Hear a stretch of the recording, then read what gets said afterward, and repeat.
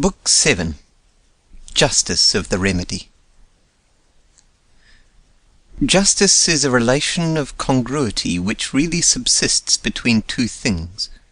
This relation is always the same, whatever being considers it, whether it be God or an angel, or lastly a man.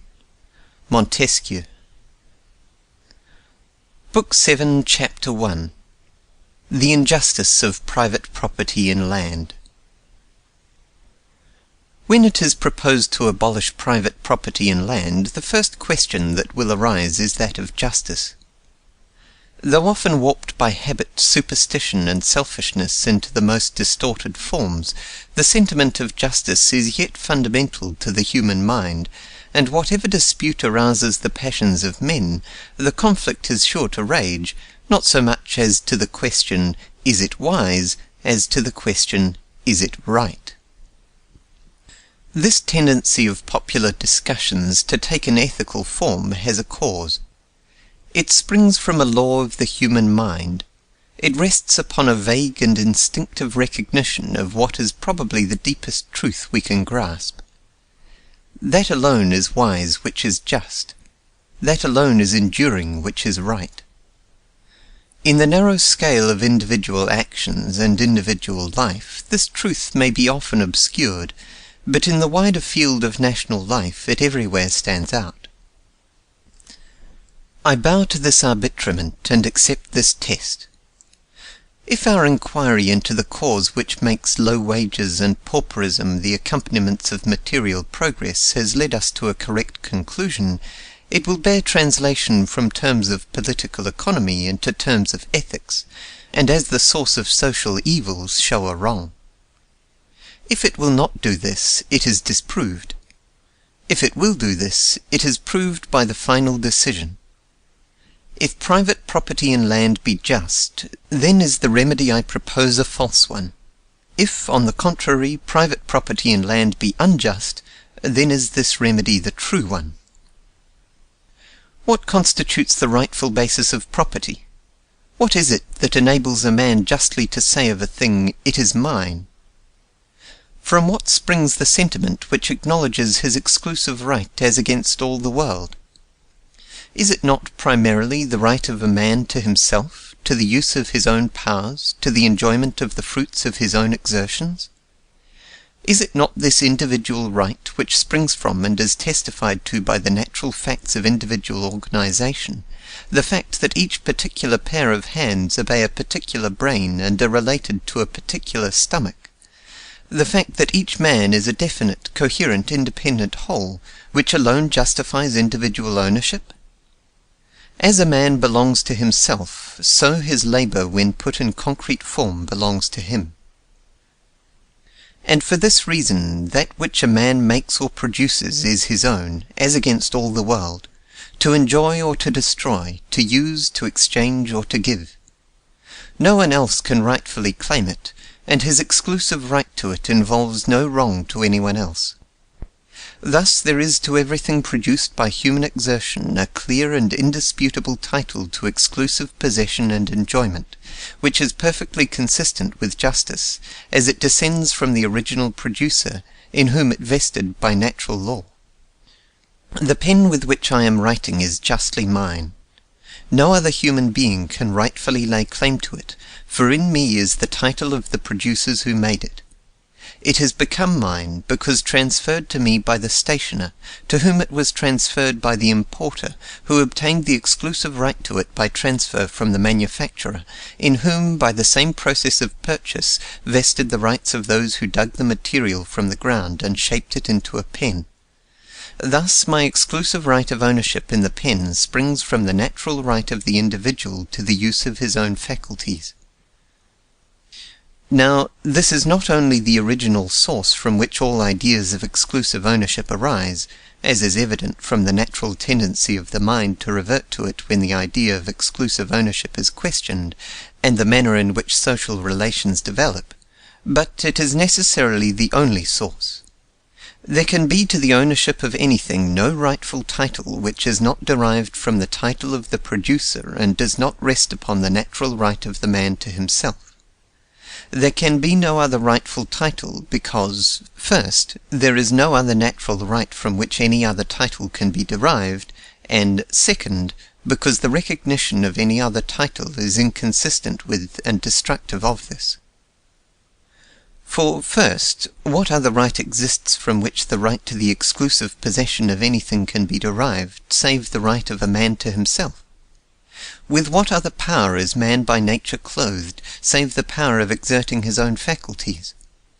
How can he in any other way act upon or affect material things or other men?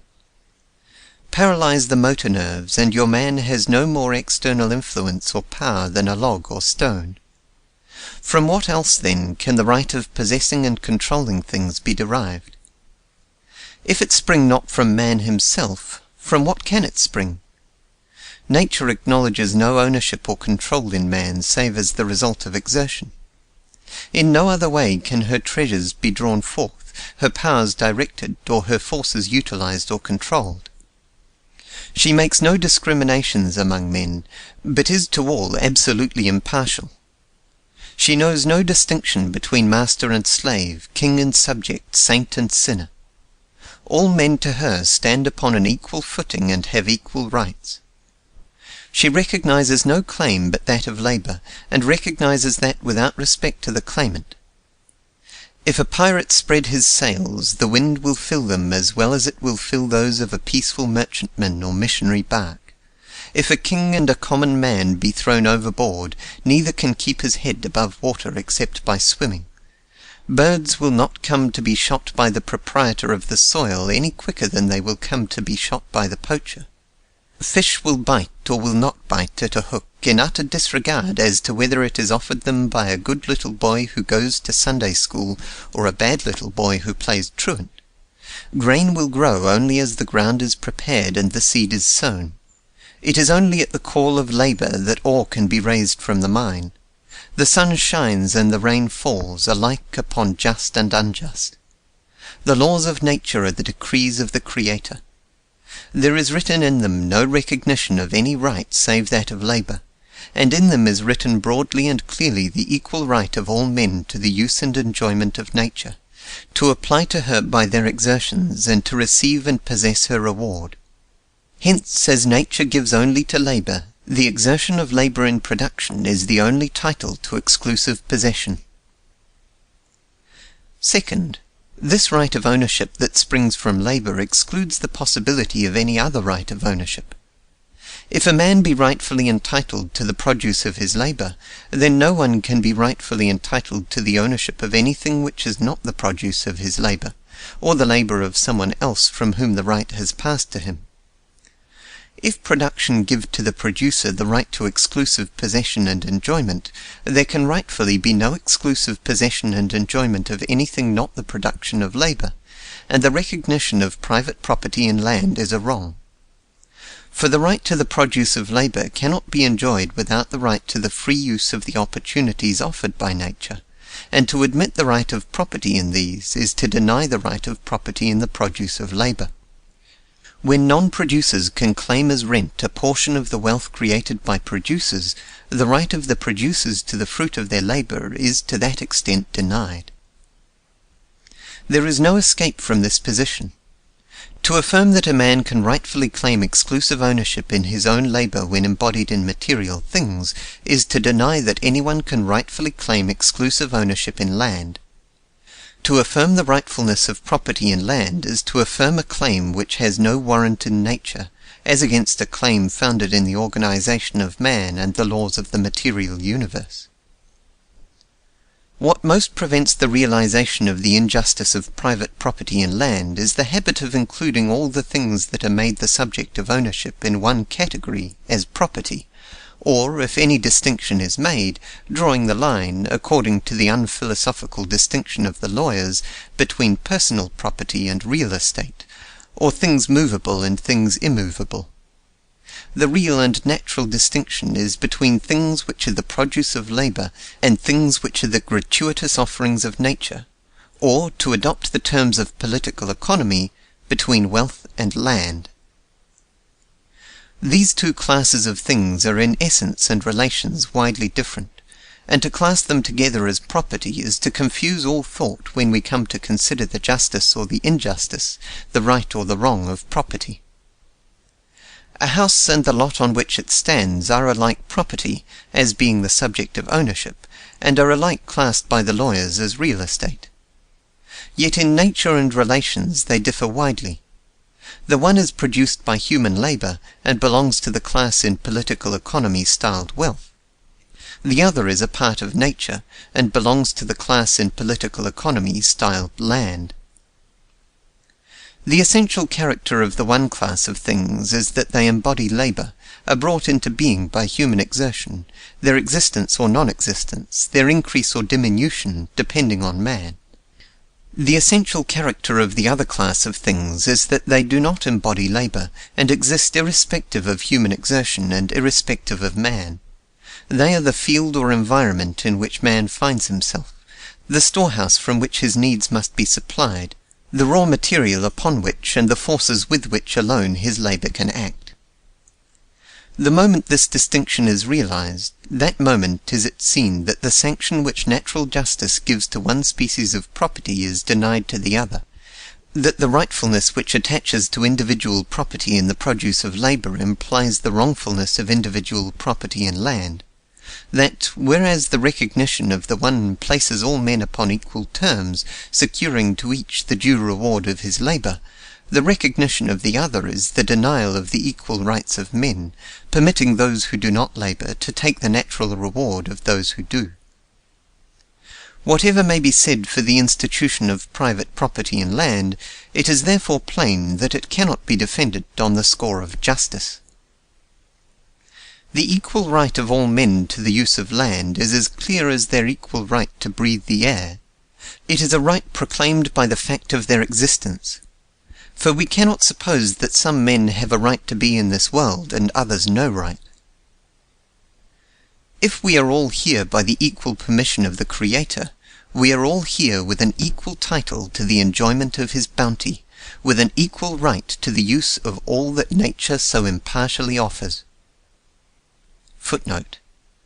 In saying that private property in land can, in the ultimate analysis, be justified only on the theory that some men have a better right to existence than others, I am stating only what the advocates of the existing system have themselves perceived. What gave to Malthus his popularity among the ruling classes, what caused his illogical book to be received as a new revelation, induced sovereigns to send him decorations, and the meanest rich man in England to propose to give him a living, was the fact that he furnished a plausible reason for the assumption that some have a better right to existence than others, an assumption which is necessary for the justification of private property in land, and which Malthus clearly states in the declaration that the tendency of population is constantly to bring into the world human beings for whom nature refuses to provide, and who consequently have not the slightest right to any share in the existing store of the necessaries of life, whom she tells as interlopers to be gone, and does not hesitate to extort by force obedience to her mandates, employing for that purpose hunger and pestilence, war and crime, mortality and neglect of infantine life, prostitution and syphilis. And today this Malthusian doctrine is the ultimate defense upon which those who justify private property in land fall back. In no other way can it be logically defended. End of footnote. This is a right which is natural and inalienable. It is a right which vests in every human being as he enters the world, and which, during his continuance in the world, can be limited only by the equal rights of others. There is in nature no such thing as a fee simple in land. There is on earth no power which can rightfully make a grant of exclusive ownership in land. If all existing men were to unite to grant away their equal rights, they could not grant away the right of those who follow them. For what are we but tenants for a day? Have we made the earth that we should determine the rights of those who after us shall tenant it in their turn? The Almighty, who created the earth for man, and man for the earth, has entailed it upon all the generations of the children of men by a decree written upon the constitution of all things, a decree which no human action can bar and no prescription determine. Let the parchments be ever so many, or possession ever so long, natural justice can recognize no right in one man to the possession and enjoyment of land that is not equally the right of all his fellows. Though his titles have been acquiesced in by generation after generation, to the landed estates of the Duke of Westminster the poorest child that is born in London today has as much right as has his eldest son. Footnote. This natural and inalienable right to the equal use and enjoyment of land is so apparent that it has been recognized by men wherever force or habit has not blunted first perceptions. To give but one instance, the white settlers of New Zealand found themselves unable to get from the Maoris what the latter considered a complete title to land, because, although a whole tribe might have consented to a sale, they would still claim with every new child born among them an additional payment on the ground that they had parted with only their own rights, and could not sell those of the unborn. The government was obliged to step in and settle the matter by buying land for a tribal annuity, in which every child that is born acquires a share. End of footnote. Though the sovereign people of the state of New York consent to the landed possessions of the Astors, the puniest infant that comes wailing into the world in the squalidest room of the most miserable tenement house becomes at that moment seized of an equal right with the millionaires, and it is robbed if the right is denied. Our previous conclusions, irresistible in themselves, thus stand approved by the highest and final test. Translated from terms of political economy into terms of ethics, they show a wrong as the source of the evils which increase as material progress goes on. The masses of men who, in the midst of abundance, suffer want, who, clothed with political freedom, are condemned to the wages of slavery, to whose toil labour-saving inventions bring no relief, but rather seem to rob them of a privilege, instinctively feel that there is something wrong, and they are right.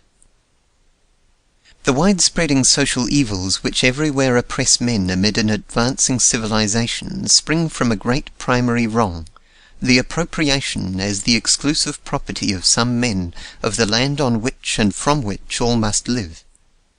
From this fundamental injustice flow all the injustices which distort and endanger modern development, which condemn the producer of wealth to poverty and pamper the non-producer in luxury, which rear the tenement house with the palace, plant the brothel behind the church, and compel us to build prisons as we open new schools.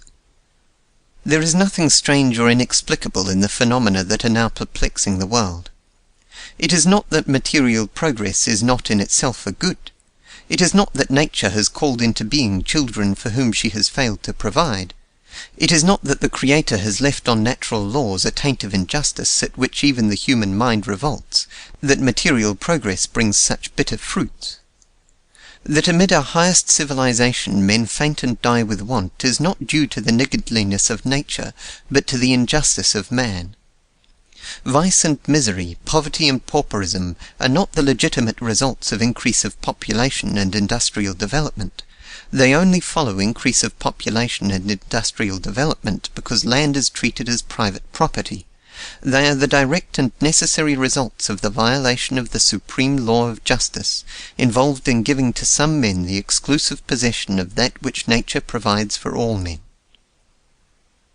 The recognition of individual proprietorship of land is the denial of the natural rights of other individuals. It is a wrong which must show itself in the inequitable division of wealth.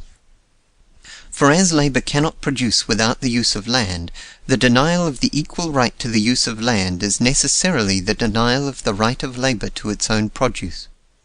If one man can command the land upon which others must labour, he can appropriate the produce of their labour as the price of his permission to labour. The fundamental law of nature, that her enjoyment by man shall be consequent upon his exertion, is thus violated. The one receives without producing, the others produce without receiving. The one is unjustly enriched, the others are robbed. To this fundamental wrong we have traced the unjust distribution of wealth which is separating modern society into the very rich and the very poor. It is the continuous increase of rent, the price that labour is compelled to pay for the use of land, which strips the many of the wealth they justly earn, to pile it up in the hands of the few, who do nothing to earn it. Why should they who suffer from this injustice hesitate for one moment to sweep it away? Who are the landholders that they should thus be permitted to reap where they have not sown? Consider for a moment the utter absurdity of the titles by which we permit to be gravely passed from John Doe to Richard Roe the right exclusively to possess the earth, giving absolute dominion as against all others. In California our land titles go back to the supreme government of Mexico, who took from the Spanish king, who took from the Pope, when he by a stroke of the pen divided lands yet to be discovered between the Spanish or Portuguese, or if you please, they rest upon conquest.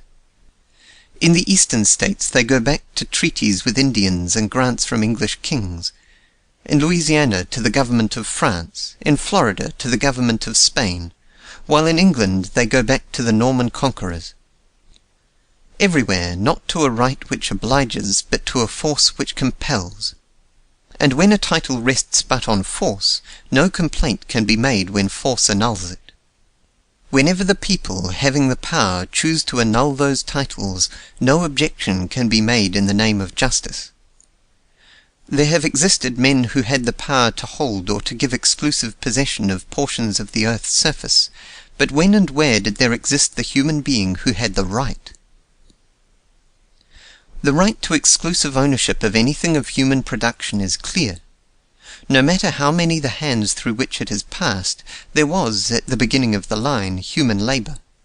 Someone who, having procured or produced it by his exertions, had to it a clear title as against all the rest of mankind, and which could justly pass from one to another by sale or gift. But at the end of what string of conveyances or grants can be shown or supposed a like title to any part of the material universe? To improvements such an original title can be shown, but it is a title only to the improvements and not to the land itself. If I clear a forest, drain a swamp, or fill a morass, all I can justly claim is the value given by these exertions. They give me no right to the land itself, no claim other than to my equal share with every other member of the community in the value which is added to it by the growth of the community. But it will be said, there are improvements which in time become indistinguishable from the land itself. Very well. Then the title to the improvements becomes blended with the title to the land. The individual right is lost in the common right. It is the greater that swallows up the less, not the less that swallows up the greater. Nature does not proceed from man, but man from nature, and it is into the bosom of nature that he and all his works must return again. Yet it will be said, as every man has a right to the use and enjoyment of nature, the man who is using land must be permitted to the exclusive right to its use in order that he may get the full benefit of his labour. But there is no difficulty in determining where the individual right ends and the common right begins. A delicate and exact test is supplied by value, and with its aid there is no difficulty, no matter how dense population may become, in determining and securing the exact rights of each, the equal rights of all. The value of land, as we have seen, is the price of monopoly. It is not the absolute, but the relative capability of land that determines its value. No matter what may be its intrinsic qualities, land that is no better than other land which may be had for the using can have no value. And the value of land always measures the difference between it and the best land that may be had for the using. Thus the value of land expresses in exact and tangible form the right of the community in land held by an individual, and rent expresses the exact amount which the individual should pay to the community to satisfy the equal rights of all other members of the community. Thus, if we concede to priority of possession the undisturbed use of land, confiscating rent for the benefit of the community, we reconcile the fixity of tenure which is necessary for improvement with a full and complete recognition of the equal rights of all to the use of land. As for the deduction of a complete and exclusive individual right to land from priority of occupation, that is, if possible, the most absurd ground on which land ownership can be defended. Priority of occupation give exclusive and perpetual title to the surface of a globe on which, in the order of nature, countless generations succeed each other. Had the men of the last generation any better right to the use of this world than we of this, or the men of 100 years ago, or of 1,000 years ago? Had the mound builders or the cave dwellers, the contemporaries of the mastodon and the three-toed horse, or the generations still further back, who, in dim eons that we can think of only as geologic periods, followed each other on the earth we now tenant for our little day? Has the first comer at a banquet the right to turn back all the chairs and claim that none of the other guests shall partake of the food provided, except as they make terms with him? Does the first man who presents a ticket at the door of a theatre and passes in acquire by his priority the right to shut the doors and have the performance go on for him alone? Does the first passenger who enters a railroad car obtain the right to scatter his baggage over all the seats and compel the passengers who come in after him to stand up? The cases are perfectly analogous. We arrive and we depart, guests at a banquet continually spread, spectators and participants in an entertainment where there is room for all to come, passengers from station to station on an orb that whirls through space. Our rights to take and possess cannot be exclusive. They must be bounded everywhere by the equal rights of others. Just as the passenger in a railroad car may spread himself and his baggage over as many seats as he pleases until other passengers come in, so may a settler take and use as much land as he chooses until it is needed by others, a fact which is shown by the land acquiring a value, when his right must be curtailed by the equal rights of the others, and no priority of appropriation can give a right which will bar these equal rights of others. If this were not the case, then by priority of appropriation one man could acquire and could transmit to whom he pleased not merely the exclusive right to 160 acres or to 640 acres, but to a whole township, a whole state, a whole continent. And to this manifest absurdity does the recognition of individual right to land come when carried to its ultimate, that any one human being, could he concentrate in himself the individual rights to the land of any country, could expel therefrom all the rest of its inhabitants, and could he thus concentrate the individual rights to the whole surface of the globe, he alone of all the teeming population of the earth would have the right to live. And what upon this supposition would occur is, upon a smaller scale, realized in actual fact. The territorial lords of Great Britain, to whom grants of land have given the white parasols and elephants mad with pride, have over and over again expelled from large districts the native population, whose ancestors had lived on the land from immemorial times, driven them off to emigrate, to become paupers or to starve.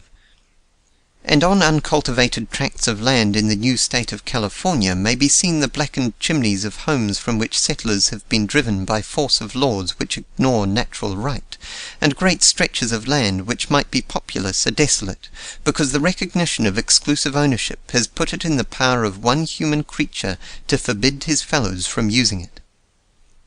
The comparative handful of proprietors who own the surface of the British Islands would be doing only what British law gives them full power to do, and what many of them have done on a smaller scale already, were they to exclude the millions of British people from their native islands. And such an exclusion, by which a few 100,000 should at will banish 30 million people from their native country, while it would be more striking, would not be a whit more repugnant to natural right than the spectacle now presented, of the vast body of the British people being compelled to pay such enormous sums to a few of their number for the privilege of being permitted to live upon and use the land which they so fondly call their own, which is endeared to them by memories so tender and so glorious, and for which they are held in duty bound, if need be, to spill their blood and lay down their lives. I refer only to the British Islands, because, land ownership being more concentrated there, they afford a more striking illustration of what private property in land necessarily involves.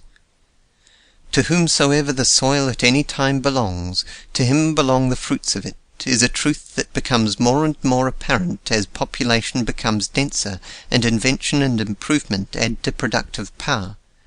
But it is everywhere a truth, as much in our new states as in the British Islands or by the banks of the Indus. Book 7, Chapter 2. The Enslavement of Labourers, the Ultimate Result of Private property in land. If chattel slavery be unjust, then is private property in land unjust.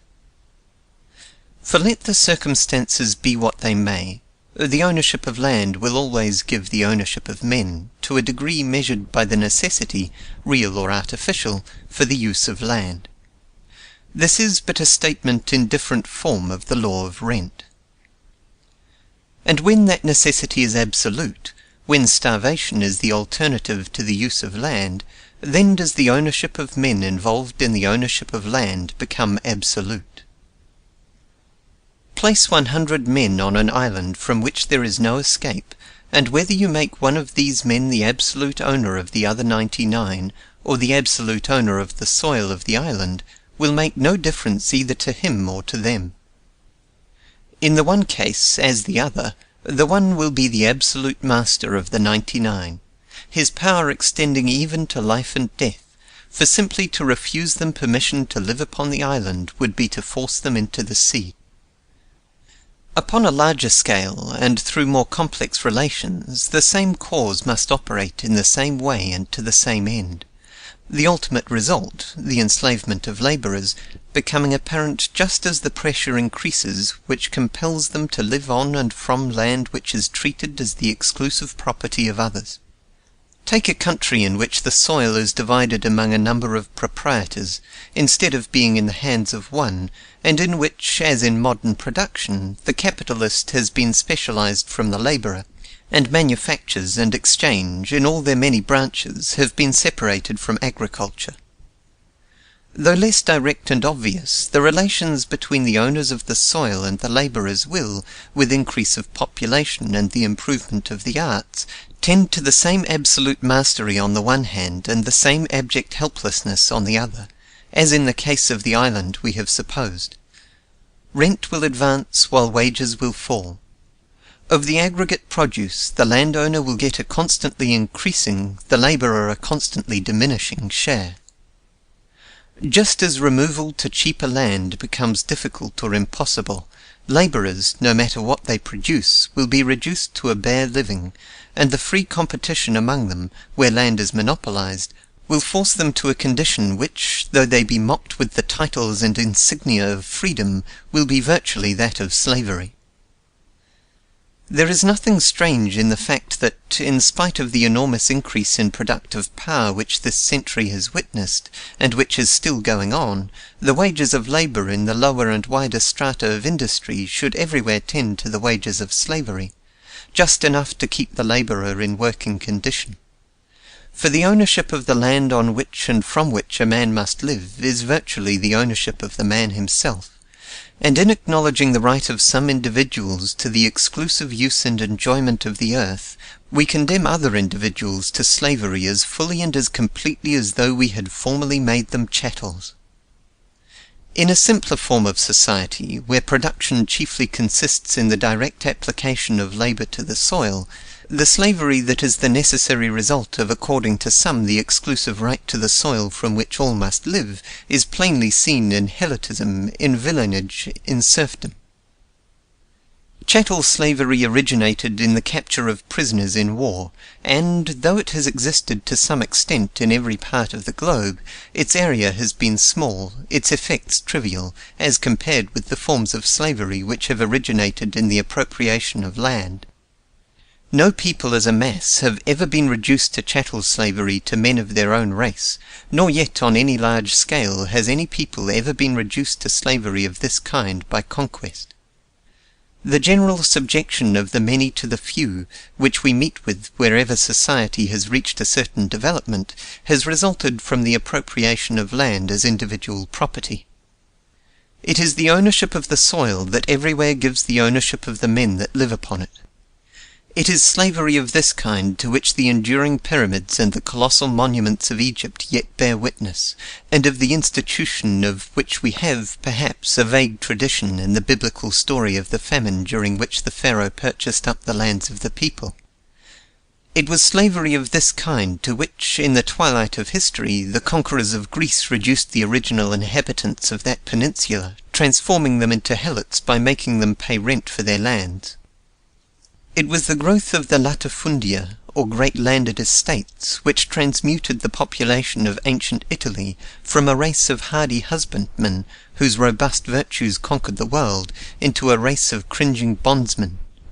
It was the appropriation of the land as the absolute property of their chieftains which gradually turned the descendants of free and equal Gallic, Teutonic, and Hunnish warriors into colony and villains, and which changed the independent burghers of Sclavonic village communities into the boors of Russia and the serfs of Poland, which instituted the feudalism of China and Japan, as well as that of Europe, and which made the high chiefs of Polynesia the all but absolute masters of their fellows.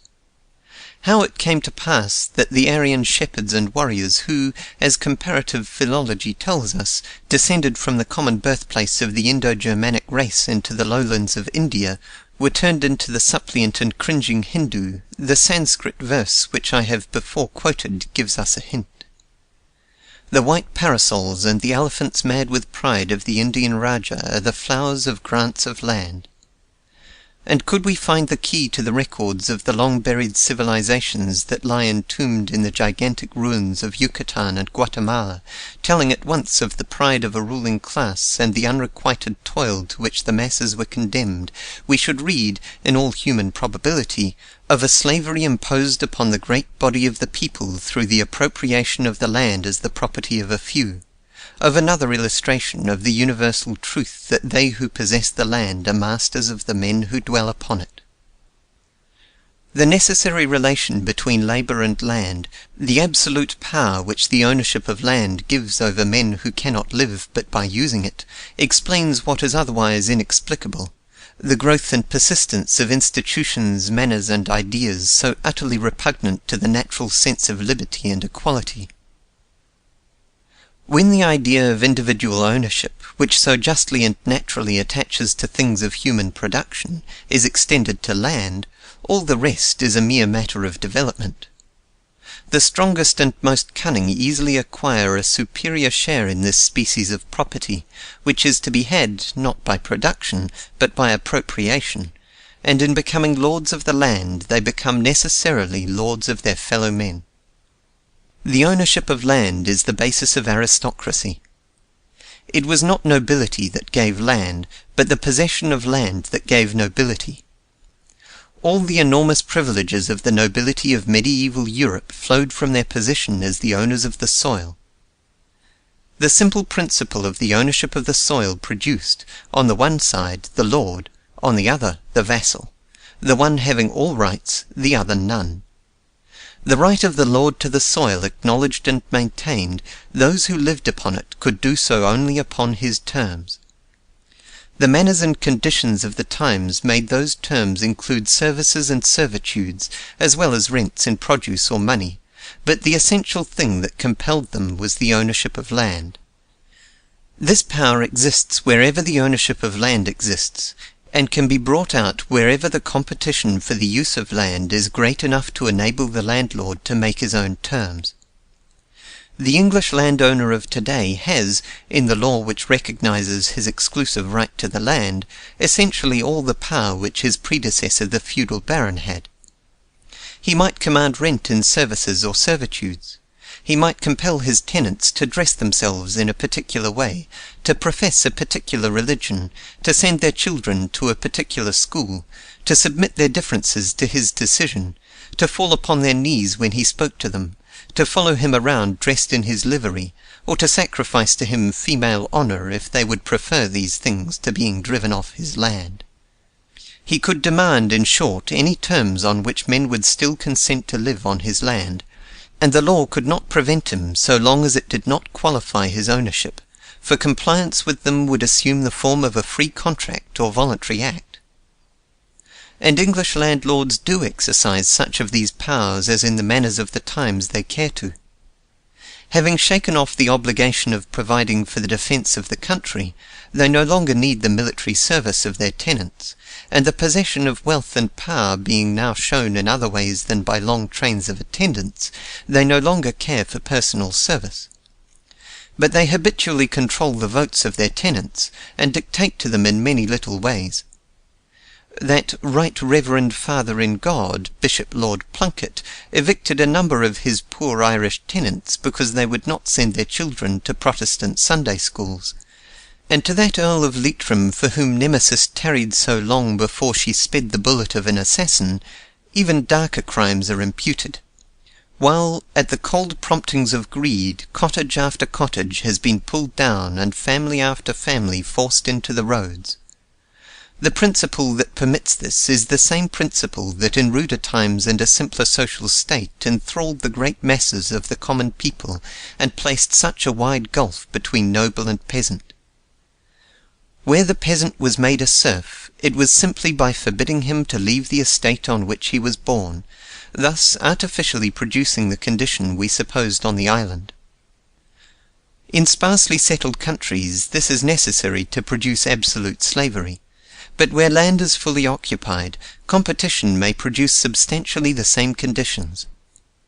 Between the condition of the rack-rented Irish peasant and the Russian serf, the advantage was in many things on the side of the serf. The serf did not starve. Now, as I think I have conclusively proved, it is the same cause which has in every age degraded and enslaved the labouring masses that is working in the civilized world today.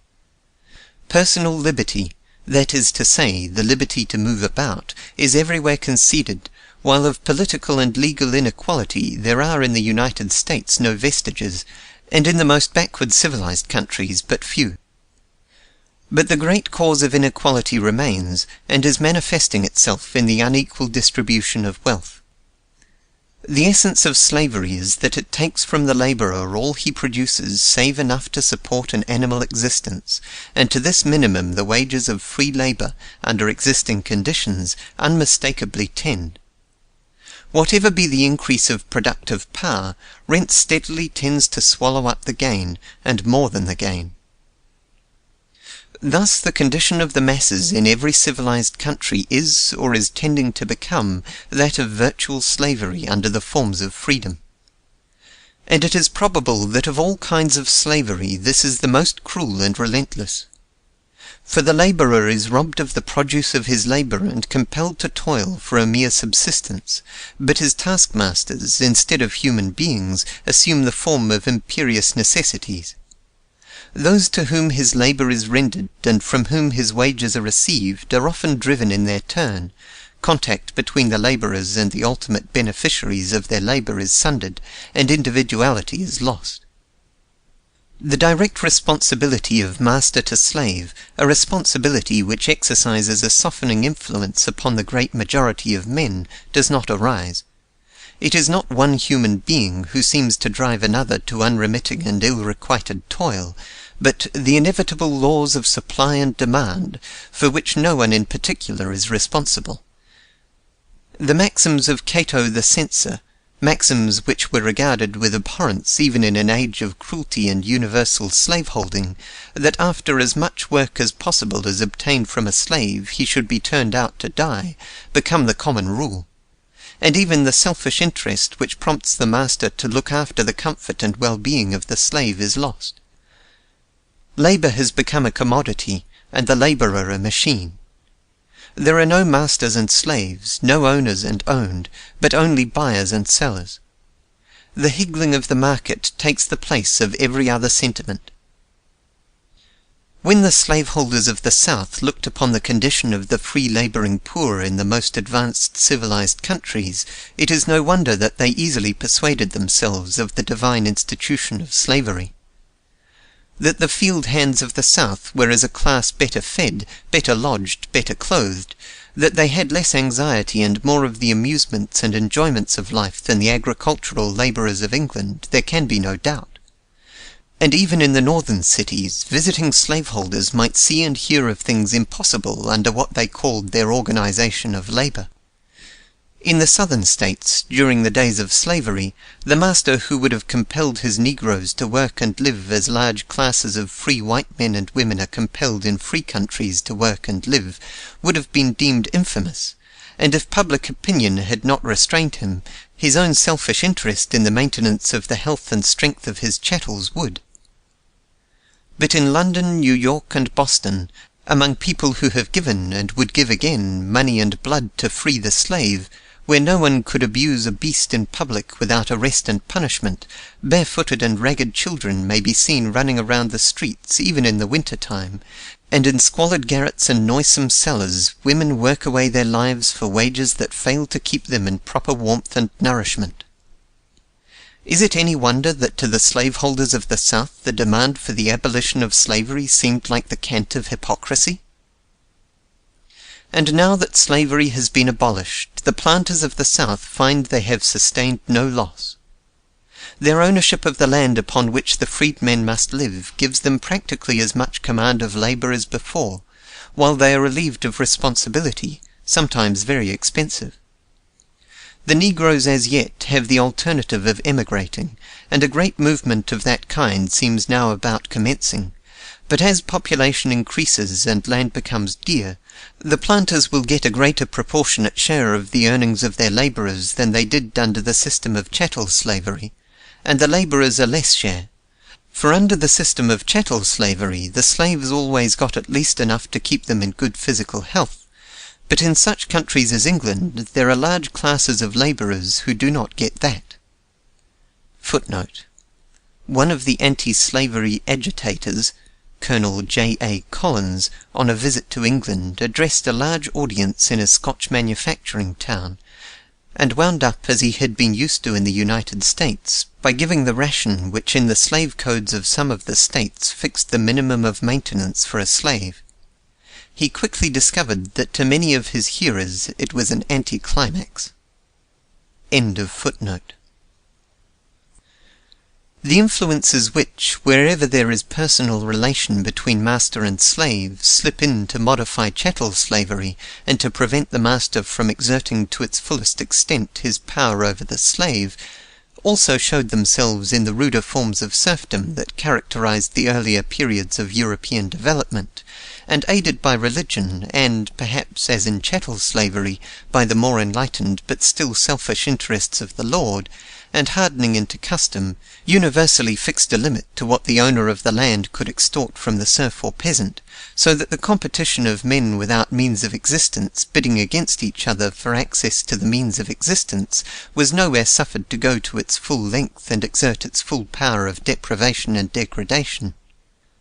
The helots of Greece, the Mateias of Italy, the serfs of Russia and Poland, the peasants of feudal Europe, rendered to their landlords a fixed proportion either of their produce or their labour, and were not generally squeezed past that point. But the influences which thus stepped in to modify the extortive power of land ownership, and which may still be seen on English estates where the landlord and his family deem it their duty to send medicines and comforts to the sick and infirm, and to look after the well-being of their cottagers, just as the southern planter was accustomed to look after his negroes, are lost in the more refined and less obvious form which serfdom assumes in the more complicated processes of modern production, which separates so widely and by so many intermediate gradations the individual whose labour is appropriated from him who appropriates it, and makes the relations between the members of the two classes not direct and particular, but indirect and general. In modern society, competition has free play to force from the labourer the very utmost he can give, and with what terrific force it is acting may be seen in the condition of the lowest class in the centres of wealth and industry. That the condition of this lowest class is not yet more general is to be attributed to the great extent of fertile land which has hitherto been open on this continent, and which has not merely afforded an escape for the increasing population of the older sections of the Union, but has greatly relieved the pressure in Europe. In one country, Ireland, the emigration having been so great as actually to reduce the population. This avenue of relief cannot last forever. It is already fast closing up, and as it closes, the pressure must become harder and harder. It is not without reason that the wise crow in the Ramayana, the crow Bushanda, who has lived in every part of the universe and knows all events from the beginnings of time, declares that, though contempt of worldly advantages is necessary to supreme felicity, yet the keenest pain possible is inflicted by extreme poverty. The poverty to which in advancing civilization great masses of men are condemned is not the freedom from distraction and temptation which sages have sought and philosophers have praised. It is a degrading and embruting slavery that cramps the higher nature, dulls the finer feelings, and drives men by its pain to acts which the brutes would refuse. It is into this helpless, hopeless poverty that crushes manhood and destroys womanhood, that robs even childhood of its innocence and joy, that the working classes are being driven by a force which acts upon them like a resistless and unpitying machine. The Boston collar manufacturer who pays his girls 2 cents an hour may commiserate their condition, but he, as they, is governed by the law of competition, and cannot pay more and carry on his business, for exchange is not governed by sentiment. And so, through all intermediate gradations, up to those who receive the earnings of labour without return, in the rent of land, it is the inexorable laws of supply and demand, a power with which the individual can no more quarrel or dispute than with the winds and the tides, that seem to press down the lower classes into the slavery of want. But in reality the cause is that which always has and always must result in slavery, the monopolization by some of what nature has designed for all. Our boasted freedom necessarily involves slavery, so long as we recognize private property in land. Until that is abolished, declarations of independence and acts of emancipation are in vain. So long as one man can claim the exclusive ownership of the land from which other men must live, slavery will exist, and as material progress goes on, must grow and deepen. This, and in previous chapters of this book we have traced the process step by step, is what is going on in the civilized world today. Private ownership of land is the nether millstone. Material progress is the upper millstone. Between them, with an increasing pressure, the working classes are being ground. Book 7, Chapter 3. Claim of landowners to compensation. The truth is, and from this truth there can be no escape, that there is and can be no just title to an exclusive possession of the soil, and that private property in land is a bold, bare, enormous wrong, like that of chattel slavery. The majority of men in civilized communities do not recognize this, simply because the majority of men do not think. With them whatever is right, until its wrongfulness has been frequently pointed out, and in general they are ready to crucify whoever first attempts this. But it is impossible for anyone to study political economy, even as at present taught, or to think at all upon the production and distribution of wealth, without seeing that property in land differs essentially from property in things of human production, and that it has no warrant in abstract justice. This is admitted, either expressly or tacitly, in every standard work on political economy, but in general merely by vague admission or omission. Attention is in general called away from the truth, as a lecturer on moral philosophy in a slaveholding community might call away attention from too close a consideration of the natural rights of men, and private property in land is accepted without comment, as an existing fact, or is assumed to be necessary to the proper use of land and the existence of the civilized state. The examination through which we have passed has proved conclusively that private property in land cannot be justified on the ground of utility, that, on the contrary, it is the great cause to which are to be traced the poverty, misery, and degradation, the social disease and the political weakness which are showing themselves so menacingly amid advancing civilization. Expediency, therefore, joins justice in demanding that we abolish it. When expediency thus joins justice in demanding that we abolish an institution that has no broader base or stronger ground than a mere municipal regulation, what reason can there be for hesitation? The consideration that seems to cause hesitation, even on the part of those who see clearly that land by right is common property, is the idea that having permitted land to be treated as private property for so long, we should, in abolishing it, be doing a wrong to those who have been suffered to base their calculations upon its permanence, that having permitted land to be held as rightful property, we should by the resumption of common rights be doing injustice to those who have purchased it with what was unquestionably their rightful property. Thus it is held that if we abolish private property in land, justice requires that we should fully compensate those who now possess it, as the British government, in abolishing the purchase and sale of military commissions, felt itself bound to compensate those who held commissions which they had purchased in the belief that they could sell them again, or as in abolishing slavery in the British West Indies, $100 million was paid the slaveholders. Even Herbert Spencer, who in his Social Statics has so clearly demonstrated the invalidity of every title by which the exclusive possession of land is claimed, gives countenance to this idea, though it seems to me inconsistently, by declaring that justly to estimate and liquidate the claims of the present landholders, who have either by their own acts or by the acts of their ancestors given for their estates equivalents of honestly earned wealth, to be one of the most intricate problems society will one day have to solve. It is this idea that suggests the proposition, which finds advocates in Great Britain, that the government shall purchase at its market price the individual proprietorship of the land of the country, and it was this idea which led John Stuart Mill, although clearly perceiving the essential injustice of private property in land, to advocate not a full resumption of the land, but only a resumption of accruing advantages in the future.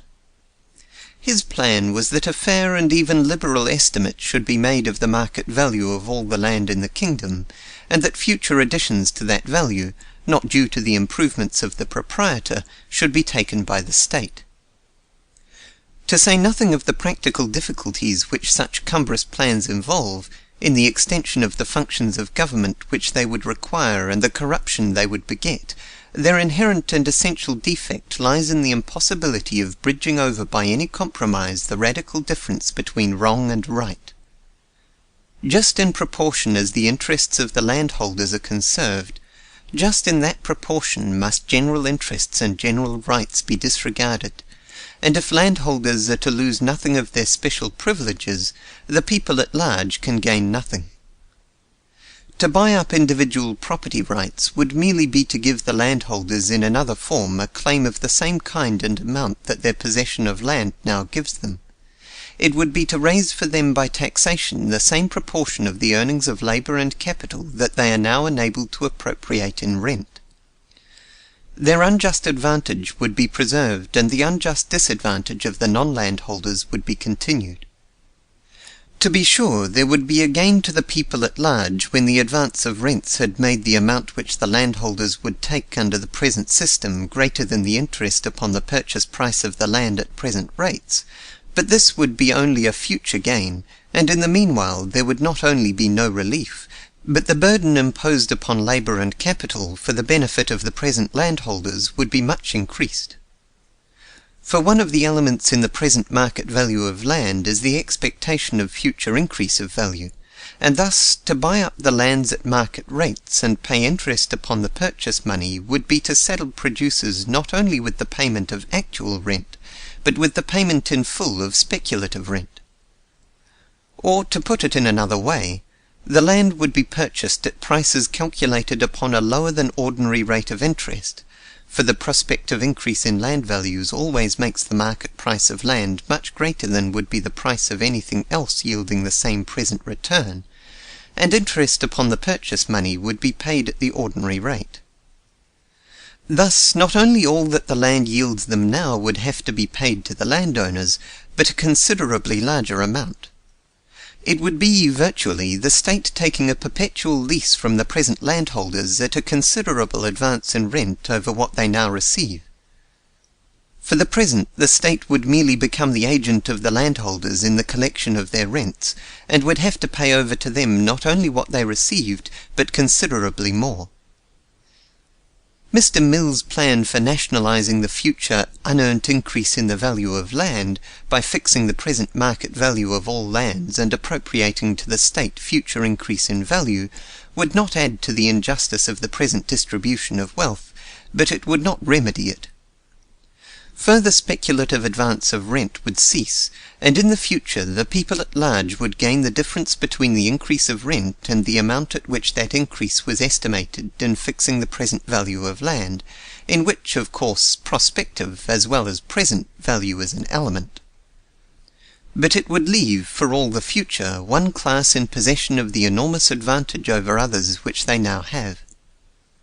All that can be said of this plan is, that it might be better than nothing. Such inefficient and impracticable schemes may do to talk about, where any proposition more efficacious would not at present be entertained, and their discussion is a hopeful sign, as it shows the entrance of the thin edge of the wedge of truth. Justice in men's mouths is cringingly humble when she first begins a protest against a time-honoured wrong, and we of the English-speaking nations still wear the collar of the Saxon thrall, and have been educated to look upon the vested rights of landowners with all the superstitious reverence that ancient Egyptians looked upon the crocodile. But when the times are ripe for them, ideas grow, even though insignificant in their first appearance. One day the Third Estate covered their heads when the king put on his hat. A little while thereafter, and the head of a son of St. Louis rolled from the scaffold. The anti-slavery movement in the United States commenced with talk of compensating owners, but when 4 millions of slaves were emancipated, the owners got no compensation, nor did they clamour for any. And by the time the people of any such country as England or the United States are sufficiently aroused to the injustice and disadvantages of individual ownership of land to induce them to attempt its nationalization, they will be sufficiently aroused to nationalize it in a much more direct and easy way than by purchase. They will not trouble themselves about compensating the proprietors of land. Nor is it right that there should be any concern about the proprietors of land.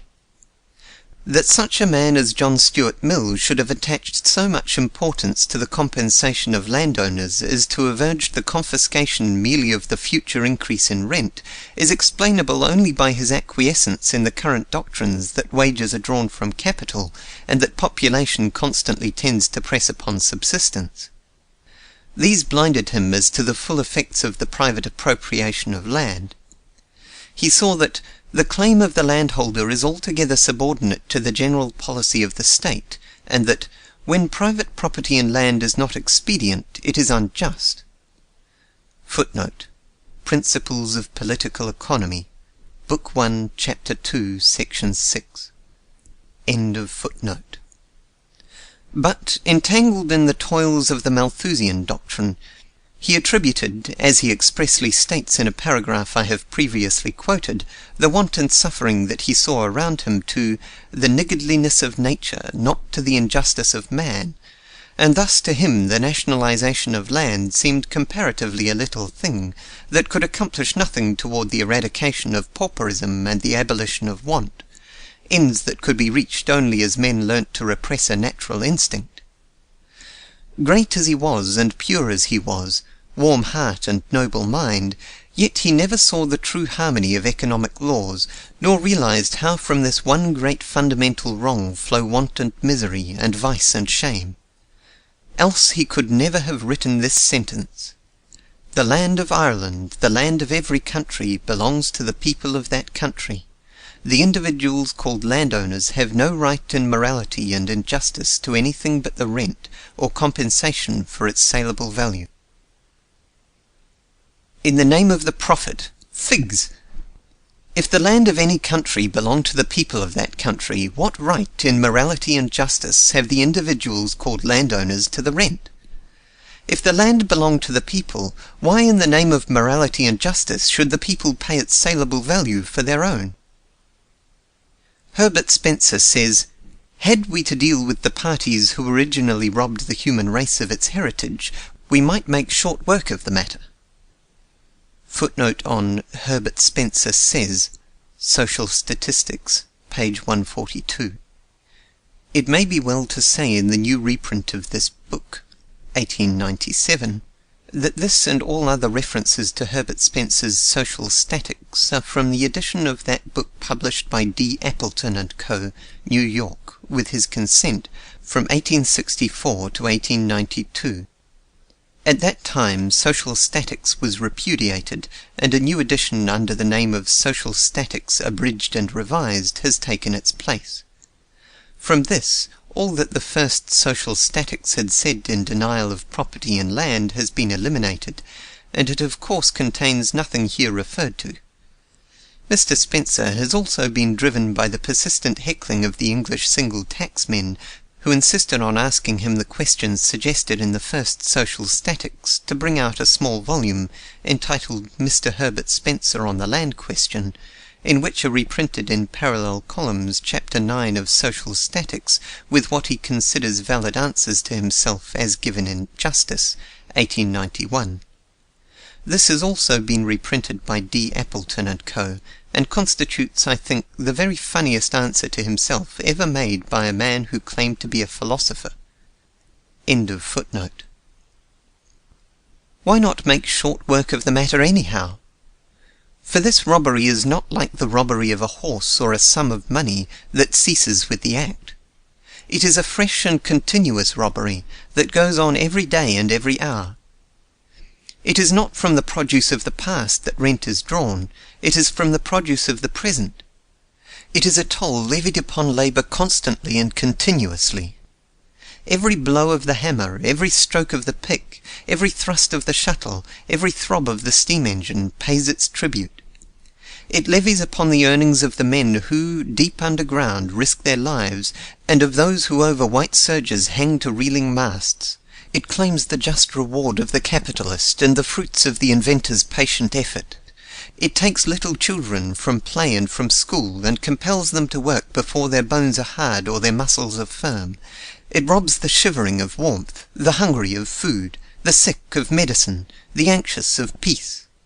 It debases and embrutes and embitters. It crowds families of 8 and 10 into a single squalid room. It herds like swine agricultural gangs of boys and girls. It fills the gin palace and groggery with those who have no comfort in their homes. It makes lads who might be useful men candidates for prisons and penitentiaries. It fills brothels with girls who might have known the pure joy of motherhood. It sends greed and all evil passions prowling through society as a hard winter drives the wolves to the abodes of men. It darkens faith in the human soul, and across the reflection of a just and merciful Creator draws the veil of a hard and blind and cruel fate. It is not merely a robbery in the past, it is a robbery in the present, a robbery that deprives of their birthright the infants that are now coming into the world. Why should we hesitate about making short work of such a system? Because I was robbed yesterday, and the day before, and the day before that, is it any reason that I should suffer myself to be robbed today and tomorrow? Any reason that I should conclude that the robber has acquired a vested right to rob me? If the land belonged to the people, why continue to permit landowners to take the rent, or compensate them in any manner for the loss of rent? Consider what rent is. It does not arise spontaneously from land. It is due to nothing that the landowners have done. It represents a value created by the whole community. Let the landholders have, if you please, all that the possession of the land would give them in the absence of the rest of the community. But rent, the creation of the whole community, necessarily belongs to the whole community. Try the case of the landholders by the maxims of the common law by which the rights of man and man are determined. The common law, we are told, is the perfection of reason, and certainly the landowners cannot complain of its decision, for it has been built up by and for landowners.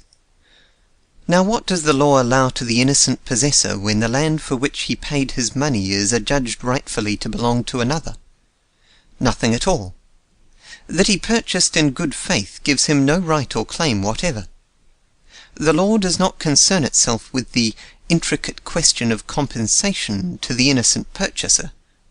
The law does not say, as John Stuart Mill says, the land belongs to A, therefore B, who has thought himself the owner, has no right to anything but the rent, or compensation for its saleable value. For that would be indeed like a famous fugitive slave case decision in which the court was said to have given the law to the north and the nigger to the south. The law simply says, The land belongs to A, let the sheriff put him in possession. It gives the innocent purchaser of a wrongful title no claim, it allows him no compensation. And not only this, it takes from him all the improvements that he has in good faith made upon the land. You may have paid a high price for land, making every exertion to see that the title is good. You may have held it in undisturbed possession for years without thought or hint of an adverse claimant, made it fruitful by your toil, or erected upon it a costly building of greater value than the land itself, or a modest home in which you hope, surrounded by the fig trees you have planted and the vines you have dressed, to pass your declining days. Yet if Quirk, Gammon, and Snap can mouse out a technical flaw in your parchments, or hunt up some forgotten heir who never dreamed of his rights, not merely the land, but all your improvements may be taken away from you. And not merely that. According to the common law, when you have surrendered the land and given up your improvements, you may be called upon to account for the profits you derived from the land during the time you had it. Now if we apply to this case of the people versus the landowners the same maxims of justice that have been formulated by landowners into law, and are applied every day in English and American courts to disputes between man and man, we shall not only not think of giving the landholders any compensation for the land, but shall take all the improvements and whatever else they may have as well. But I do not propose, and do not suppose that any one else will propose, to go so far. It is sufficient if the people resume the ownership of the land. Let the landowners retain their improvements and personal property in secure possession. And in this measure of justice would be no oppression, no injury to any class. The great cause of the present unequal distribution of wealth, with the suffering, degradation, and waste that it entails, would be swept away. Even landholders would share in the general gain. The gain of even the large landholders would be a real one. The gain of the small landholders would be enormous. For in welcoming justice, men welcome the handmaid of love. Peace and plenty follow in her train, bringing their good gifts, not to some, but to all. How true this is, we shall hereafter see. If in this chapter I have spoken of justice and expediency as if justice were one thing and expediency another, it has been merely to meet the objections of those who so talk. Injustice is the highest and truest expediency. Book 7, Chapter 4. Property in Land Historically Considered. What more than anything else prevents the realization of the essential injustice of private property in land, and stands in the way of a candid consideration of any proposition for abolishing it, is that mental habit which makes anything that has long existed seem natural and necessary. We are so used to the treatment of land as individual property, it is so thoroughly recognized in our laws, manners, and customs, that the vast majority of people never think of questioning it, but look upon it as necessary to the use of land.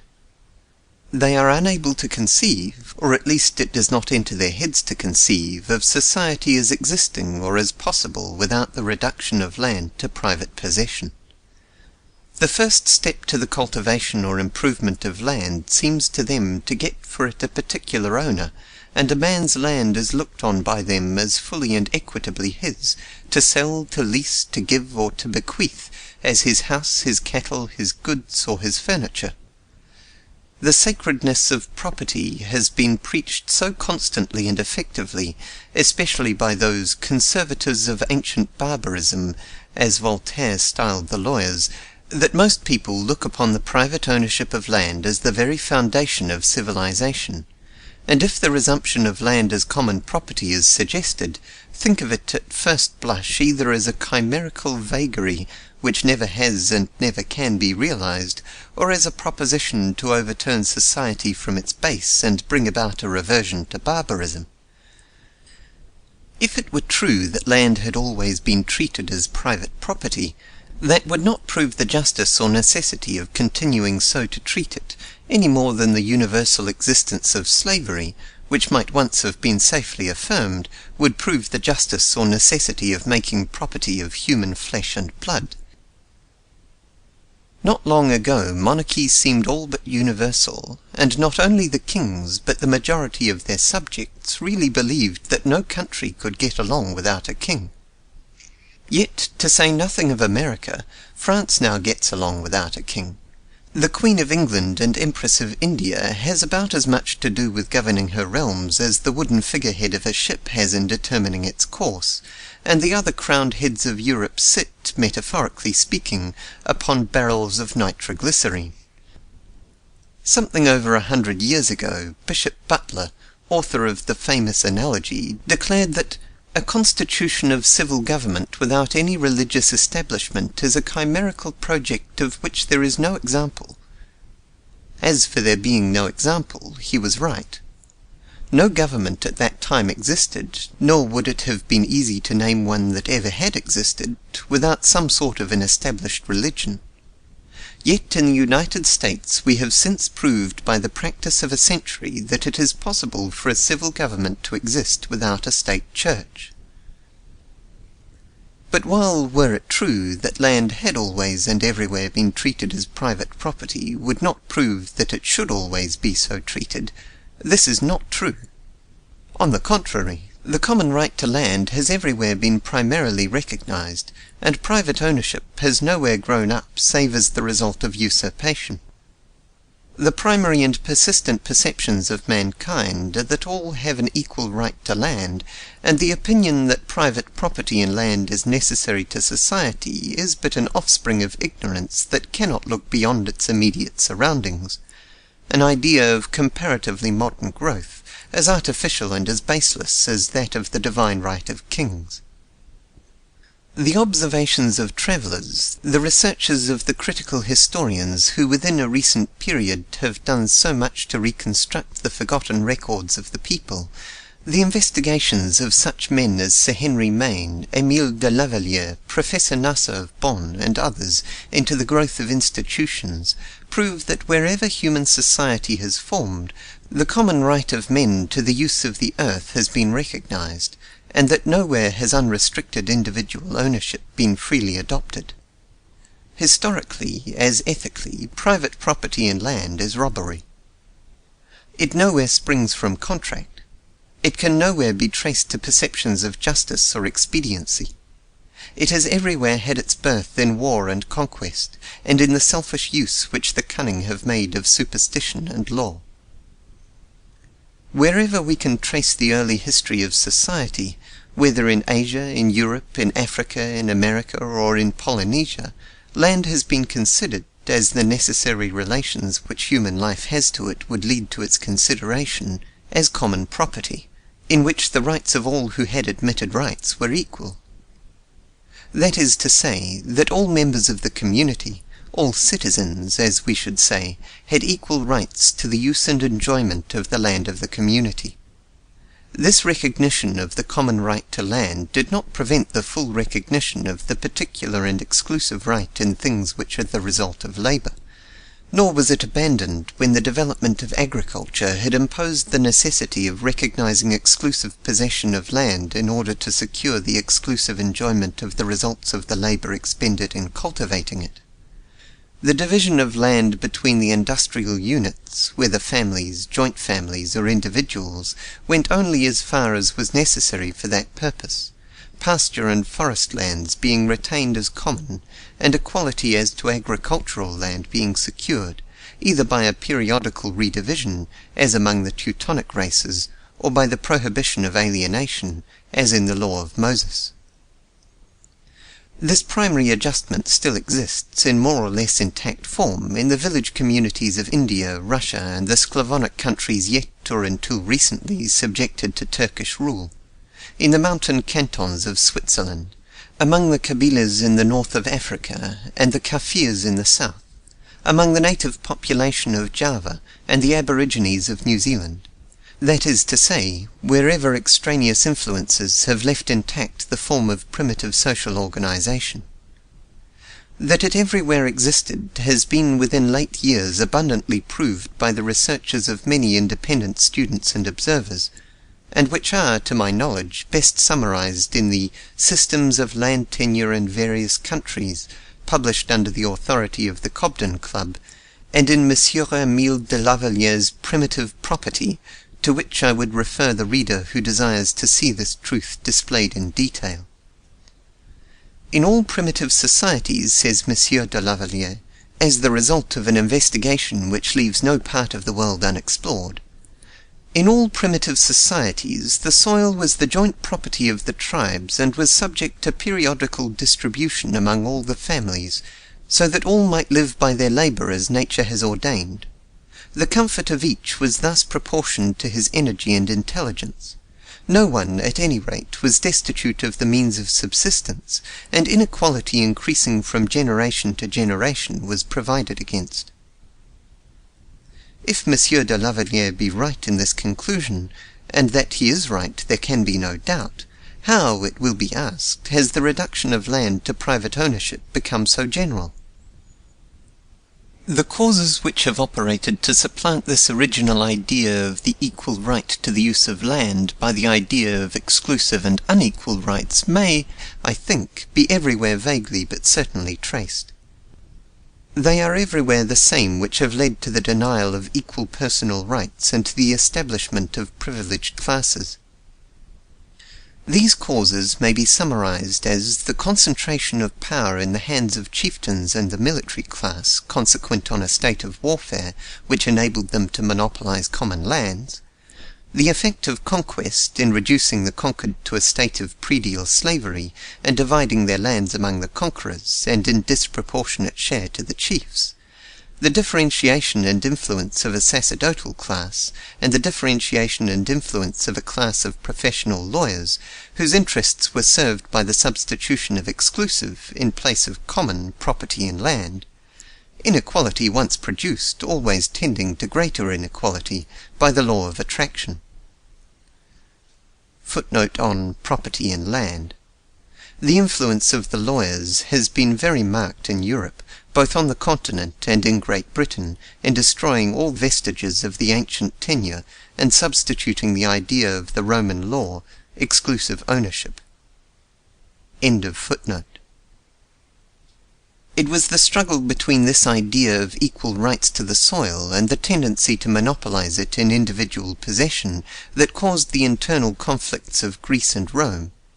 It was the check given to this tendency in Greece by such institutions as those of Lycurgus and Solon, and in Rome by the Licinian law and subsequent divisions of land, that gave to each their days of strength and glory, and it was the final triumph of this tendency that destroyed both. Great estates ruined Greece, as afterward great estates ruined Italy, and as the soil, in spite of the warnings of great legislators and statesmen, passed finally into the possession of a few, population declined, art sank, the intellect became emasculate, and the race in which humanity had attained its most splendid development became a byword and reproach among men. Footnote on Great Estates ruined Italy. Latifundia perdidere Italiam. Pliny. End of footnote. The idea of absolute individual property in land, which modern civilization derived from Rome, reached its full development there in historic times.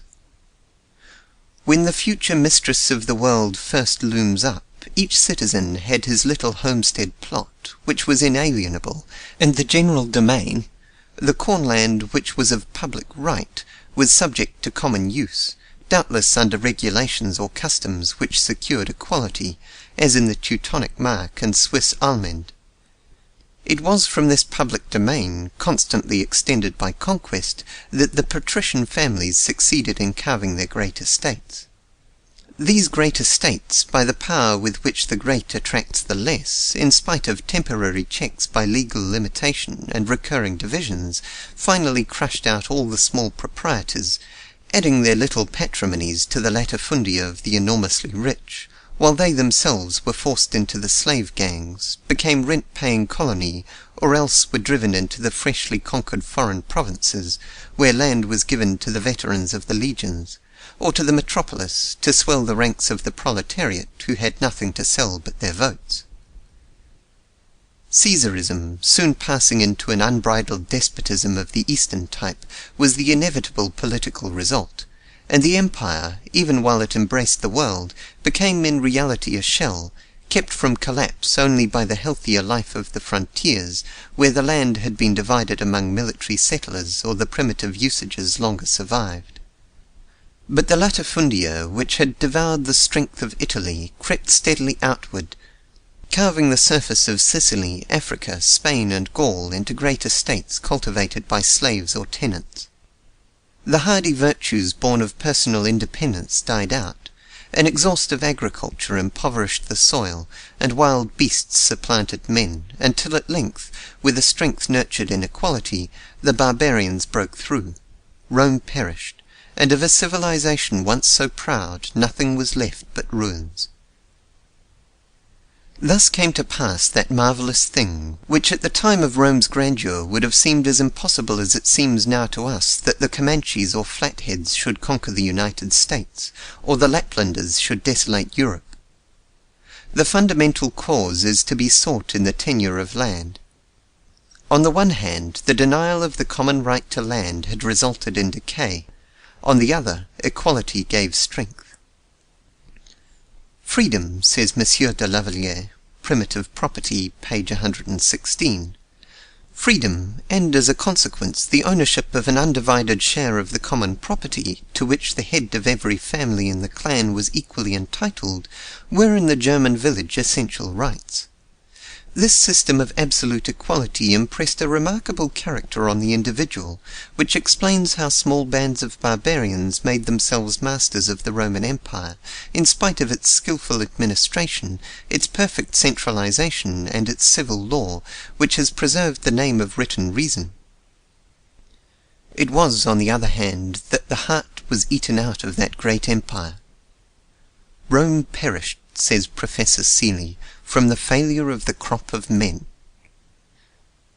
In his lectures on the history of civilization in Europe, and more elaborately in his lectures on the history of civilization in France, M. Guizot has vividly described the chaos that in Europe succeeded the fall of the Roman Empire, a chaos which, as he says, carried all things in its bosom, and from which the structure of modern society was slowly evolved.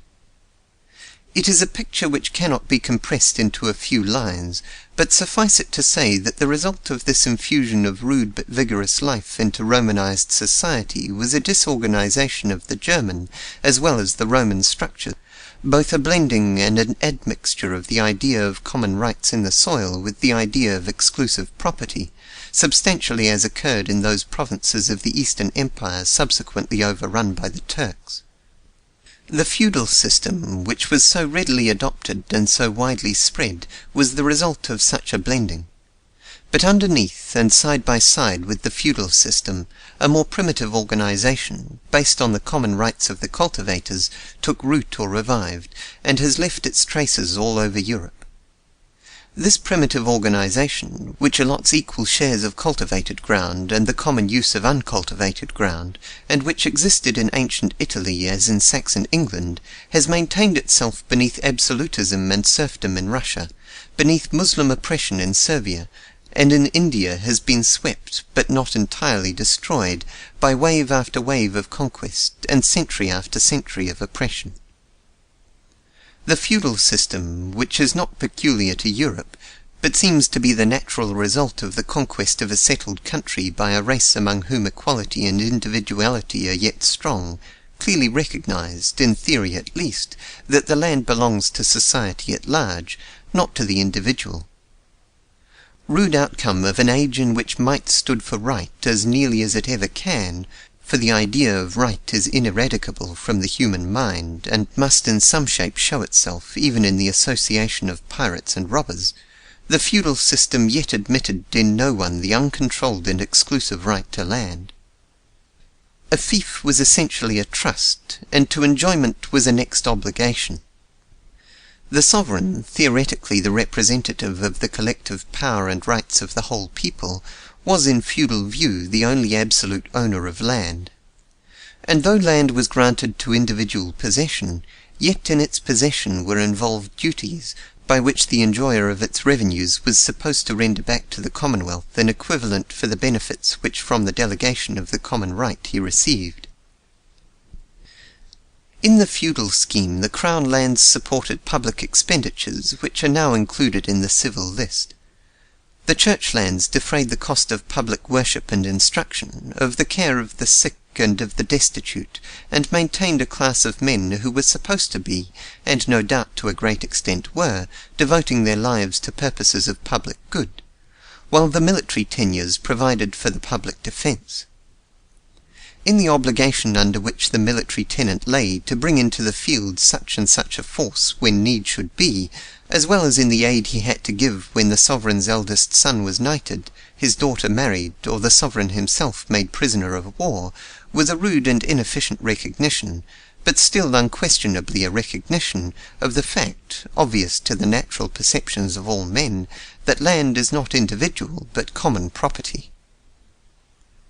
Nor yet was the control of the possessor of land allowed to extend beyond his own life.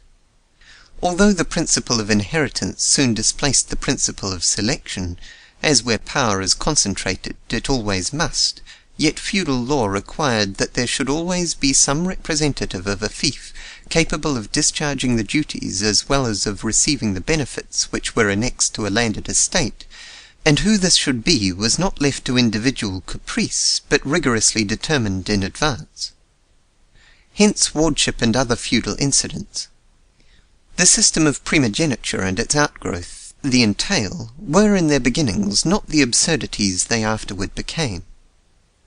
The basis of the feudal system was the absolute ownership of the land, an idea which the barbarians readily acquired in the midst of a conquered population to whom it was familiar.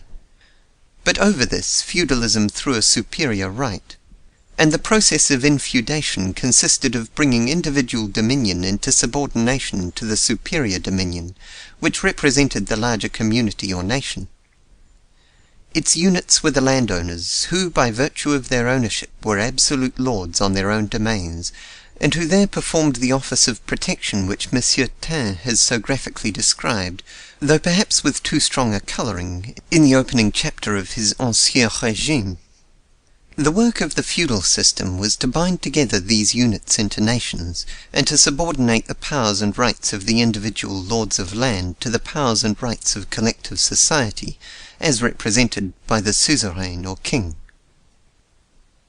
Thus the feudal system, in its rise and development, was a triumph of the idea of the common right to land, changing an absolute tenure into a conditional tenure, and imposing peculiar obligations in return for the privilege of receiving rent.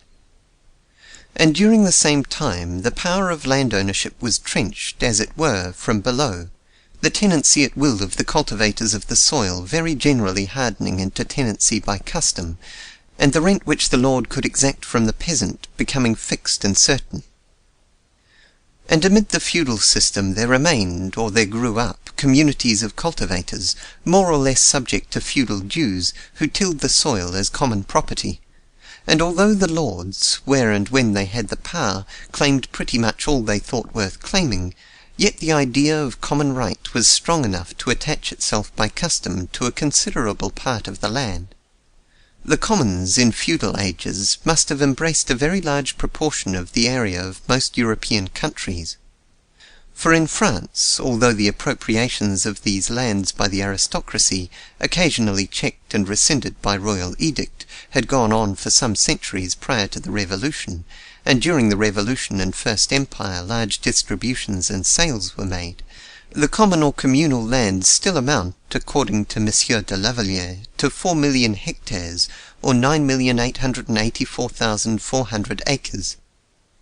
The extent of the common land of England during the feudal ages may be inferred from the fact that though enclosures by the landed aristocracy began during the reign of Henry VII, it is stated that no less than 7,660,413 acres of common lands were enclosed under acts passed between 1710 and 1843, of which 600,000 acres have been enclosed since 1845, and it is estimated that there still remain 2 million acres of common in England, though of course the most worthless parts of the soil. In addition to these common lands, there existed in France until the Revolution, and in parts of Spain until our own day, a custom having all the force of law, by which cultivated lands, after the harvest had been gathered, became common for purposes of pasturage or travel, until the time had come to use the ground again; and in some places a custom by which anyone had the right to go upon the ground which its owner neglected to cultivate, and there to sow and reap a crop in security. And if he chose to use manure for the first crop, he acquired the right to sow and gather a second crop without let or hindrance from the owner. It is not merely the Swiss almond, the Dithmarsh mark, the Servian and Russian village communities, not merely the long ridges which on English ground, now the exclusive property of individuals, still enable the antiquarian to trace out the great fields in ancient time devoted to the triennial rotation of crops, and in which each villager was annually allotted his equal plot; not merely the documentary evidence which careful students have within late years drawn from old records, but the very institutions under which modern civilization has developed, which prove the universality and long persistence of the recognition of the common right to the use of the soil. There still remain in our legal systems survivals that have lost their meaning, that, like the still existing remains of the ancient commons of England, point to this. The doctrine of eminent domain, existing as well in Mohammedan law, which makes the sovereign theoretically the only absolute owner of land, springs from nothing but the recognition of the sovereign as the representative of the collective rights of the people. Primogeniture and entail, which still exist in England, and which existed in some of the American states 100 years ago, are but distorted forms of what was once an outgrowth of the apprehension of land as common property. The very distinction made in legal terminology between real and personal property is but the survival of a primitive distinction between what was originally looked upon as common property, and what from its nature was always considered the peculiar property of the individual. And the greater care and ceremony which are yet required for the transfer of land is but a survival, now meaningless and useless, of the more general and ceremonious consent once required for the transfer of rights which were looked upon, not as belonging to any one member, but to every member of a family or tribe. The general course of the development of modern civilization since the feudal period has been to the subversion of these natural and primary ideas of collective ownership in the soil. Paradoxical as it may appear, the emergence of liberty from feudal bonds has been accompanied by a tendency in the treatment of land to the form of ownership which involves the enslavement of the working classes, and which is now beginning to be strongly felt all over the civilized world, in the pressure of an iron yoke, which cannot be relieved by any extension of mere political power or personal liberty, and which political economists mistake for the pressure of natural laws, and workmen for the oppressions of capital. This is clear, that in Great Britain today the right of the people as a whole to the soil of their native country is much less fully acknowledged than it was in feudal times. A much smaller proportion of the people own the soil, and their ownership is much more absolute. The commons, once so extensive and so largely contributing to the independence and support of the lower classes, have, all but a small remnant of yet worthless land, been appropriated to individual ownership and enclosed. The great estates of the Church, which were essentially common property devoted to a public purpose, have been diverted from that trust to enrich individuals. The dues of the military tenants have been shaken off, and the cost of maintaining the military establishment and paying the interest upon an immense debt accumulated by wars has been settled upon the whole people, in taxes upon the necessaries and comforts of life. The crown lands have mostly passed into private possession, and for the support of the royal family and all the petty princelings who marry into it, the British workman must pay in the price of his mug of beer and pipe of tobacco. The English yeoman, the sturdy breed who won Crécy and Poitiers and Agincourt, is as extinct as the mastodon. The Scottish clansman, whose right to the soil of his native hills was then as undisputed as that of his chieftain, has been driven out to make room for the sheep ranges or deer parks of that chieftain's descendant. The tribal right of the Irishman has been turned into a tenancy at will. 30,000 men have legal power to expel the whole population from 5/6 of the British Islands, and the vast majority of the British people have no right whatever to their native land save to walk the streets or trudge the roads. To them may be fittingly applied the words of a tribune of the Roman people. "Men of Rome," said Tiberius Gracchus, "men of Rome, you are called the lords of the world, yet have no right to a square foot of its soil. The wild beasts have their dens, but the soldiers of Italy have only water and air." The result has, perhaps, been more marked in England than anywhere else, but the tendency is observable everywhere, having gone further in England owing to circumstances which have developed it with greater rapidity. The reason, I take it, that with the extension of the idea of personal freedom has gone on an extension of the idea of private property in land, is that as in the progress of civilization the grosser forms of supremacy connected with land ownership were dropped or abolished or became less obvious, attention was diverted from the more insidious but really more potential forms, and the landowners were easily enabled to put property in land on the same basis as other property. The growth of national power, either in the form of royalty or parliamentary government, stripped the great lords of individual power and importance, and of their jurisdiction and power over persons, and so repressed striking abuses, as the growth of Roman imperialism repressed the more striking cruelties of slavery.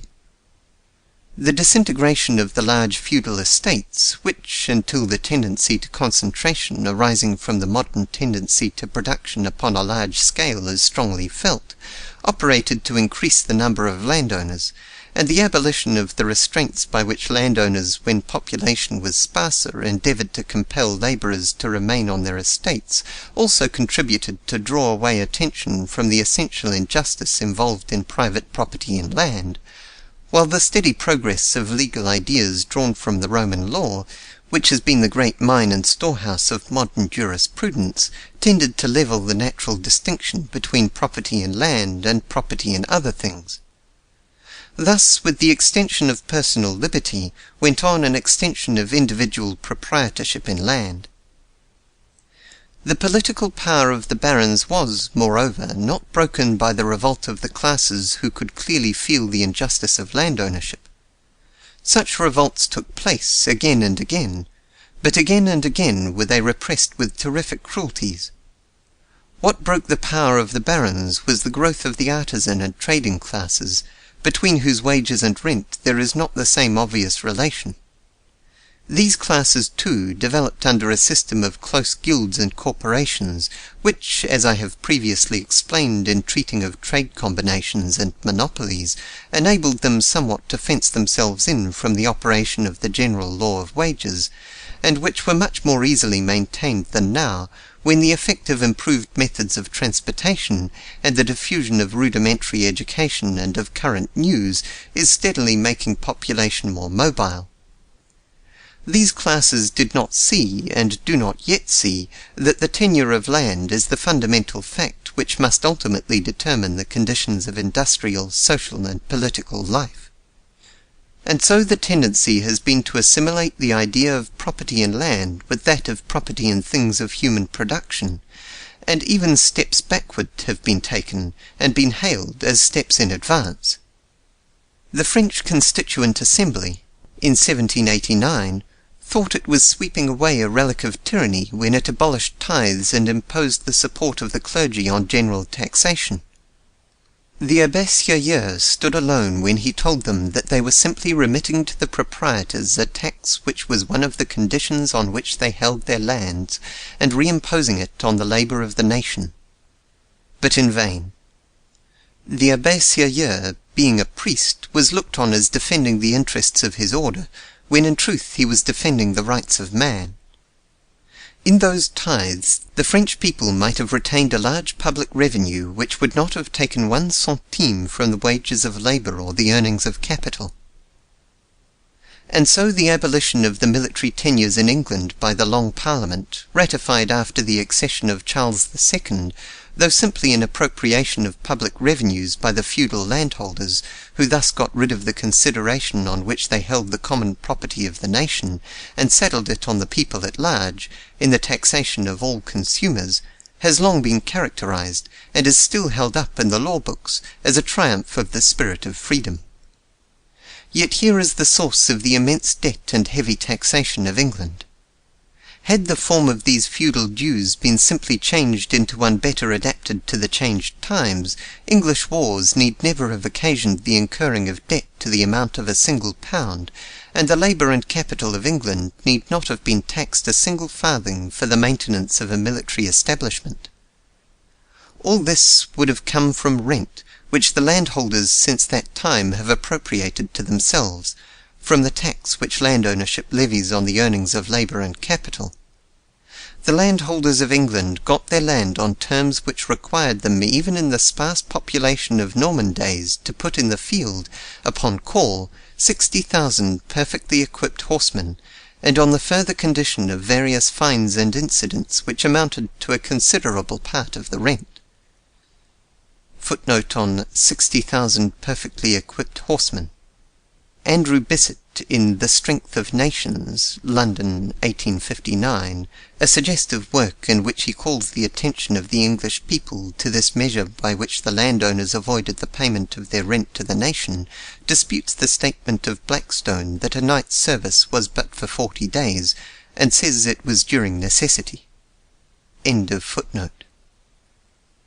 It would probably be a low estimate to put the pecuniary value of these various services and dues at 1/2 the rental value of the land. Had the landholders been kept to this contract, and no land been permitted to be enclosed except upon similar terms, the income accruing to the nation from English land would today be greater by many millions than the entire public revenues of the United Kingdom. England today might have enjoyed absolute free trade. There need not have been a customs duty, an excise, licence, or income tax, yet all the present expenditures could be met, and a large surplus remained to be devoted to any purpose which would conduce to the comfort or well-being of the whole people. Turning back, wherever there is light to guide us, we may everywhere see that in their first perceptions all peoples have recognized the common ownership in land, and that private property in land is an usurpation, a creation of force and fraud. As Madame de Staël said, liberty is ancient. Justice, if we turn to the most ancient records, will always be found to have the title of prescription. Book 7, Chapter 5 Of Property in Land in the United States. In the earlier stages of civilization, we see that land is everywhere regarded as common property. And, turning from the dim past to our own times, we may see that natural perceptions are still the same, and that when placed under circumstances in which the influence of education and habit is weakened, men instinctively recognize the equality of right to the bounty of nature. The discovery of gold in California brought together in a new country men who had been used to look on land as the rightful subject of individual property, and of whom probably not 1 in 1,000 had ever dreamed of drawing any distinction between property in land and property in anything else. But, for the first time in the history of the Anglo-Saxon race, these men were brought into contact with land from which gold could be obtained by the simple operation of washing it out.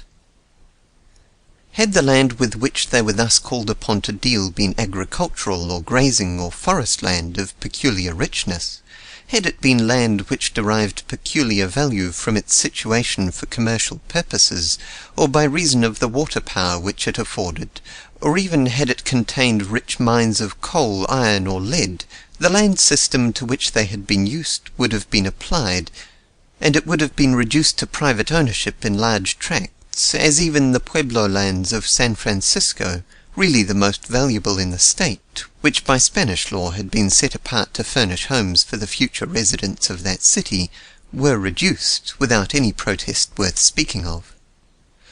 But the novelty of the case broke through habitual ideas, and threw men back upon first principles, and it was by common consent declared that this gold-bearing land should remain common property, of which no one might take more than he could reasonably use, or hold for a longer time than he continued to use it.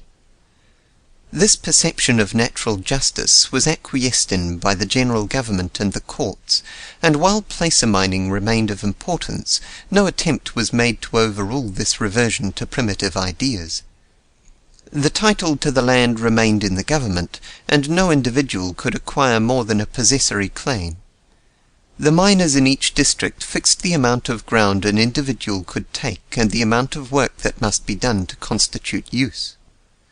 If this work were not done, anyone could relocate the ground. Thus no one was allowed to forestall or to lock up natural resources. Labour was acknowledged as the creator of wealth, was given a free field and secured in its reward. The device would not have assured complete equality of rights under the conditions that in most countries prevail, but under the conditions that there and then existed, a sparse population, an unexplored country, and an occupation in its nature a lottery, it secured substantial justice. One man might strike an enormously rich deposit, and others might vainly prospect for months and years, but all had an equal chance. No one was allowed to play the dog in the manger with the bounty of the Creator. The essential idea of the mining regulations was to prevent forestalling and monopoly. Upon the same principle are based the mining laws of Mexico, and the same principle was adopted in Australia, in British Columbia, and in the diamond fields of South Africa, for it accords with natural perceptions of justice. With the decadence of placer mining in California, the accustomed idea of private property finally prevailed in the passage of a law permitting the patenting of mineral lands. The only effect is to lock up opportunities, to give the owner of mining ground the power of saying that no one else may use what he does not choose to use himself. And there are many cases in which mining ground is thus withheld from use for speculative purposes, just as valuable building lots and agricultural land are withheld from use. But while thus preventing use, the extension to mineral land of the same principle of private ownership which marks the tenure of other lands has done nothing for the security of improvements. The greatest expenditures of capital in opening and developing mines, expenditures that in some cases amounted to millions of dollars, were made upon possessory titles. Had the circumstances which beset the first English settlers in North America been such as to call their attention de novo to the question of land ownership, there can be no doubt that they would have reverted to first principles, just as they reverted to first principles in matters of government, and individual land ownership would have been rejected, just as aristocracy and monarchy were rejected. But while in the country from which they came this system had not yet fully developed itself, nor its effects been fully felt, the fact that in the new country an immense continent invited settlement prevented any question of the justice and policy of private property in land from arising. For in a new country equality seems sufficiently assured if no one is permitted to take land to the exclusion of the rest. At first no harm seems to be done by treating this land as absolute property. There is plenty of land left for those who choose to take it, and the slavery that in a later stage of development necessarily springs from the individual ownership of land is not felt. In Virginia and to the south, where the settlement had an aristocratic character, the natural complement of the large estates into which the land was carved was introduced in the shape of Negro slaves. But the first settlers of New England divided the land as, 12 centuries before, their ancestors had divided the land of Britain, giving to each head of a family his town lot and his seed lot, while beyond lay the free common. So far as concerned the great proprietors whom the English kings by letters patent endeavoured to create, the settlers saw clearly enough the injustice of the attempted monopoly, and none of these proprietors got much from their grants. But the plentifulness of land prevented attention from being called to the monopoly which individual land ownership, even when the tracts are small, must involve when land becomes scarce. And so it has come to pass that the great republic of the modern world has adopted at the beginning of its career an institution that ruined the republics of antiquity, that a people who proclaim the inalienable rights of all men to life, liberty, and the pursuit of happiness have accepted without question a principle which, in denying the equal and inalienable right to the soil, finally denies the equal right to life and liberty; that a people who, at the cost of a bloody war, have abolished chattel slavery, yet permit slavery in a more widespread and dangerous form to take root. The continent has seemed so wide, the area over which population might yet pour so vast, that familiarized by habit with the idea of private property in land, we have not realized its essential injustice.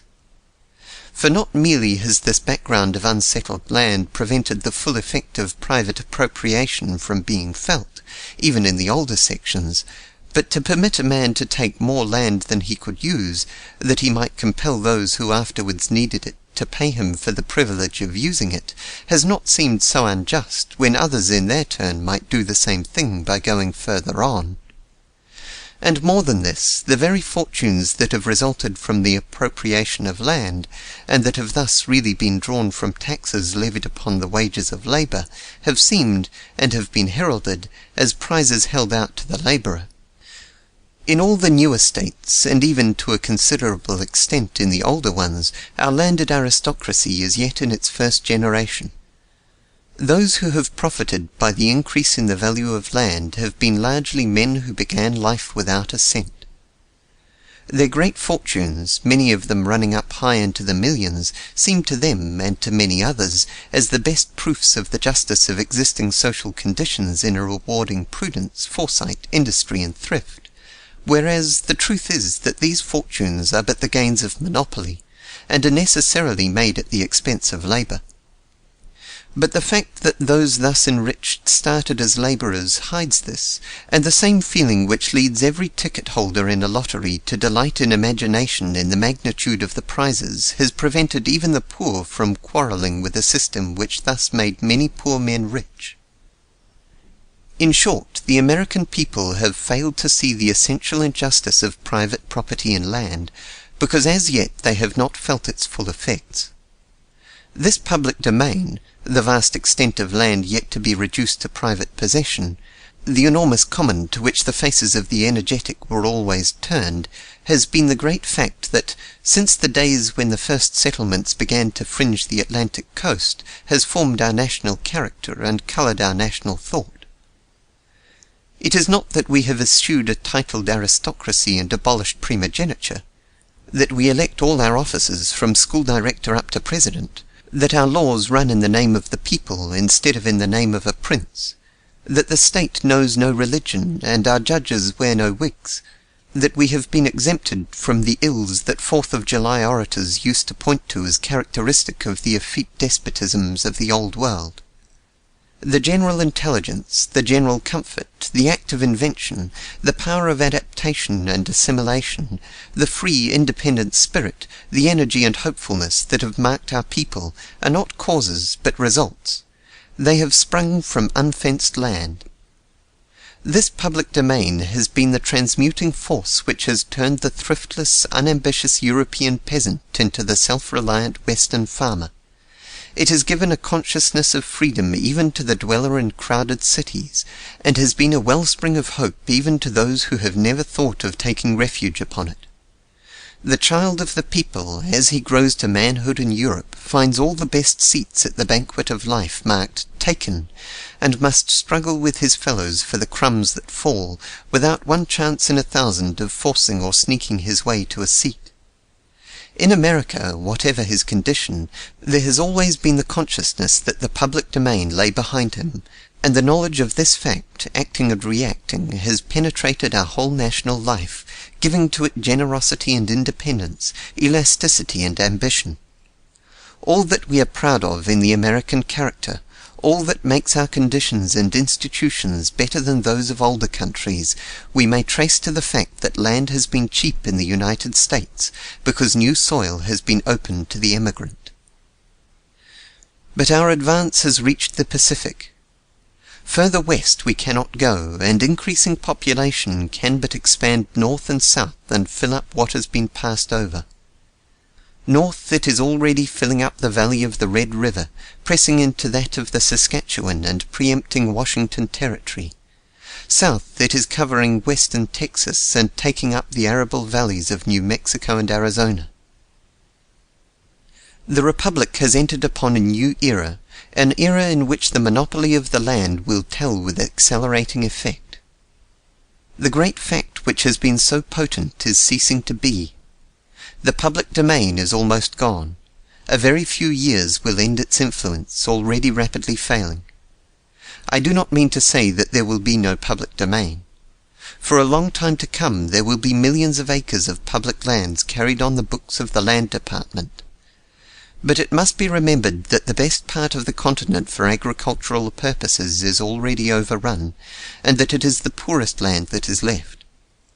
It must be remembered that what remains comprises the great mountain ranges, the sterile deserts, the high plains fit only for grazing. And it must be remembered that much of this land which figures in the reports as open to settlement is unsurveyed land, which has been appropriated by possessory claims or locations which do not appear until the land is returned as surveyed. California figures on the books of the Land Department as the greatest land state of the Union, containing nearly 100 million acres of public land, something like 1/12 of the whole public domain. Yet so much of this is covered by railroad grants or held in the way of which I have spoken. So much consists of untillable mountains or plains which require irrigation. So much is monopolized by locations which command the water, that as a matter of fact it is difficult to point the immigrant to any part of the state where he can take up a farm on which he can settle and maintain a family, and so men weary of the quest end by buying land or renting it on shares. It is not that there is any real scarcity of land in California. For an empire in herself, California will some day maintain a population as large as that of France, but appropriation has got ahead of the settler and manages to keep just ahead of him. Some 12 or 15 years ago, the late Ben Wade of Ohio said, in a speech in the United States Senate, that by the close of this century every acre of ordinary agricultural land in the United States would be worth $50 in gold. It is already clear that if he erred at all, it was in overstating the time. In the 21 years that remain of the present century, if our population keep on increasing at the rate which it has maintained since the institution of the government, with the exception of the decade which included the Civil War, there will be an addition to our present population of something like 45 millions, an addition of some 7 millions more than the total population of the United States as shown by the census of 1870, and nearly half as much again as the present population of Great Britain. There is no question about the ability of the United States to support such a population and many hundreds of millions more, and, under proper social adjustments, to support them in increased comfort. But in view of such an increase of population, what becomes of the unappropriated public domain? Practically, there will soon cease to be any. It will be a very long time before it is all in use. But it will be a very short time, as we are going, before all that men can turn to use will have an owner. But the evil effects of making the land of a whole people the exclusive property of some do not wait for the final appropriation of the public domain to show themselves. It is not necessary to contemplate them in the future. We may see them in the present. They have grown with our growth, and are still increasing. We plough new fields, we open new mines, we found new cities, we drive back the Indian and exterminate the buffalo, we girdle the land with iron roads and lace the air with telegraph wires, we add knowledge to knowledge and utilize invention after invention, we build schools and endow colleges, yet it becomes no easier for the masses of our people to make a living. On the contrary, it is becoming harder. The wealthy class is becoming more wealthy, but the poorer class is becoming more dependent. The gulf between the employed and the employer is growing wider. Social contrasts are becoming sharper. As liveried carriages appear, so do barefooted children. We are becoming used to talk of the working classes and the propertied classes, Beggars are becoming so common that where it was once thought a crime little short of highway robbery to refuse food to one who asked for it, the gate is now barred and the bulldog loosed, while laws are passed against vagrants which suggest those of Henry VIII. We call ourselves the most progressive people on earth. But what is the goal of our progress if these are its wayside fruits? These are the results of private property in land, the effects of a principle that must act with increasing and increasing force. It is not that labourers have increased faster than capital. It is not that population is pressing against subsistence. It is not that machinery has made work scarce. It is not that there is any real antagonism between labour and capital. It is simply that land is becoming more valuable, that the terms on which labour can obtain access to the natural opportunities which alone enable it to produce are becoming harder and harder. The public domain is receding and narrowing. Property in land is concentrating. The proportion of our people who have no legal right to the land on which they live is becoming steadily larger. Says the New York World, a non-resident proprietary like that of Ireland is getting to be the characteristic of large farming districts in New England, adding yearly to the nominal value of leasehold farms, advancing yearly the rent demanded and steadily degrading the character of the tenantry. And the Nation, alluding to the same section, says, increased nominal value of land, higher rents, fewer farms occupied by owners, diminished product, lower wages, a more ignorant population, increasing number of women employed at hard outdoor labour, surest sign of a declining civilization, and a steady deterioration in the style of farming. These are the conditions described by a cumulative mass of evidence that is perfectly irresistible. The same tendency is observable in the new states, where the large scale of cultivation recalls the latifundia that ruined ancient Italy. In California, a very large proportion of the farming land is rented from year to year, at rates varying from a fourth to even half the crop. The harder times, the lower wages, the increasing poverty perceptible in the United States are but results of the natural laws we have traced, laws as universal and as irresistible as that of gravitation. We did not establish the Republic when, in the face of principalities and powers, we flung the declaration of the inalienable rights of man.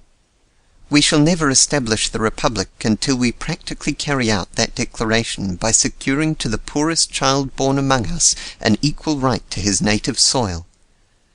We did not abolish slavery when we ratified the 14th Amendment. To abolish slavery we must abolish private property in land. Unless we come back to first principles, unless we recognize natural perceptions of equity, unless we acknowledge the equal right of all to land, our free institutions will be in vain, our common schools will be in vain, our discoveries and inventions will but add to the force that presses the masses down.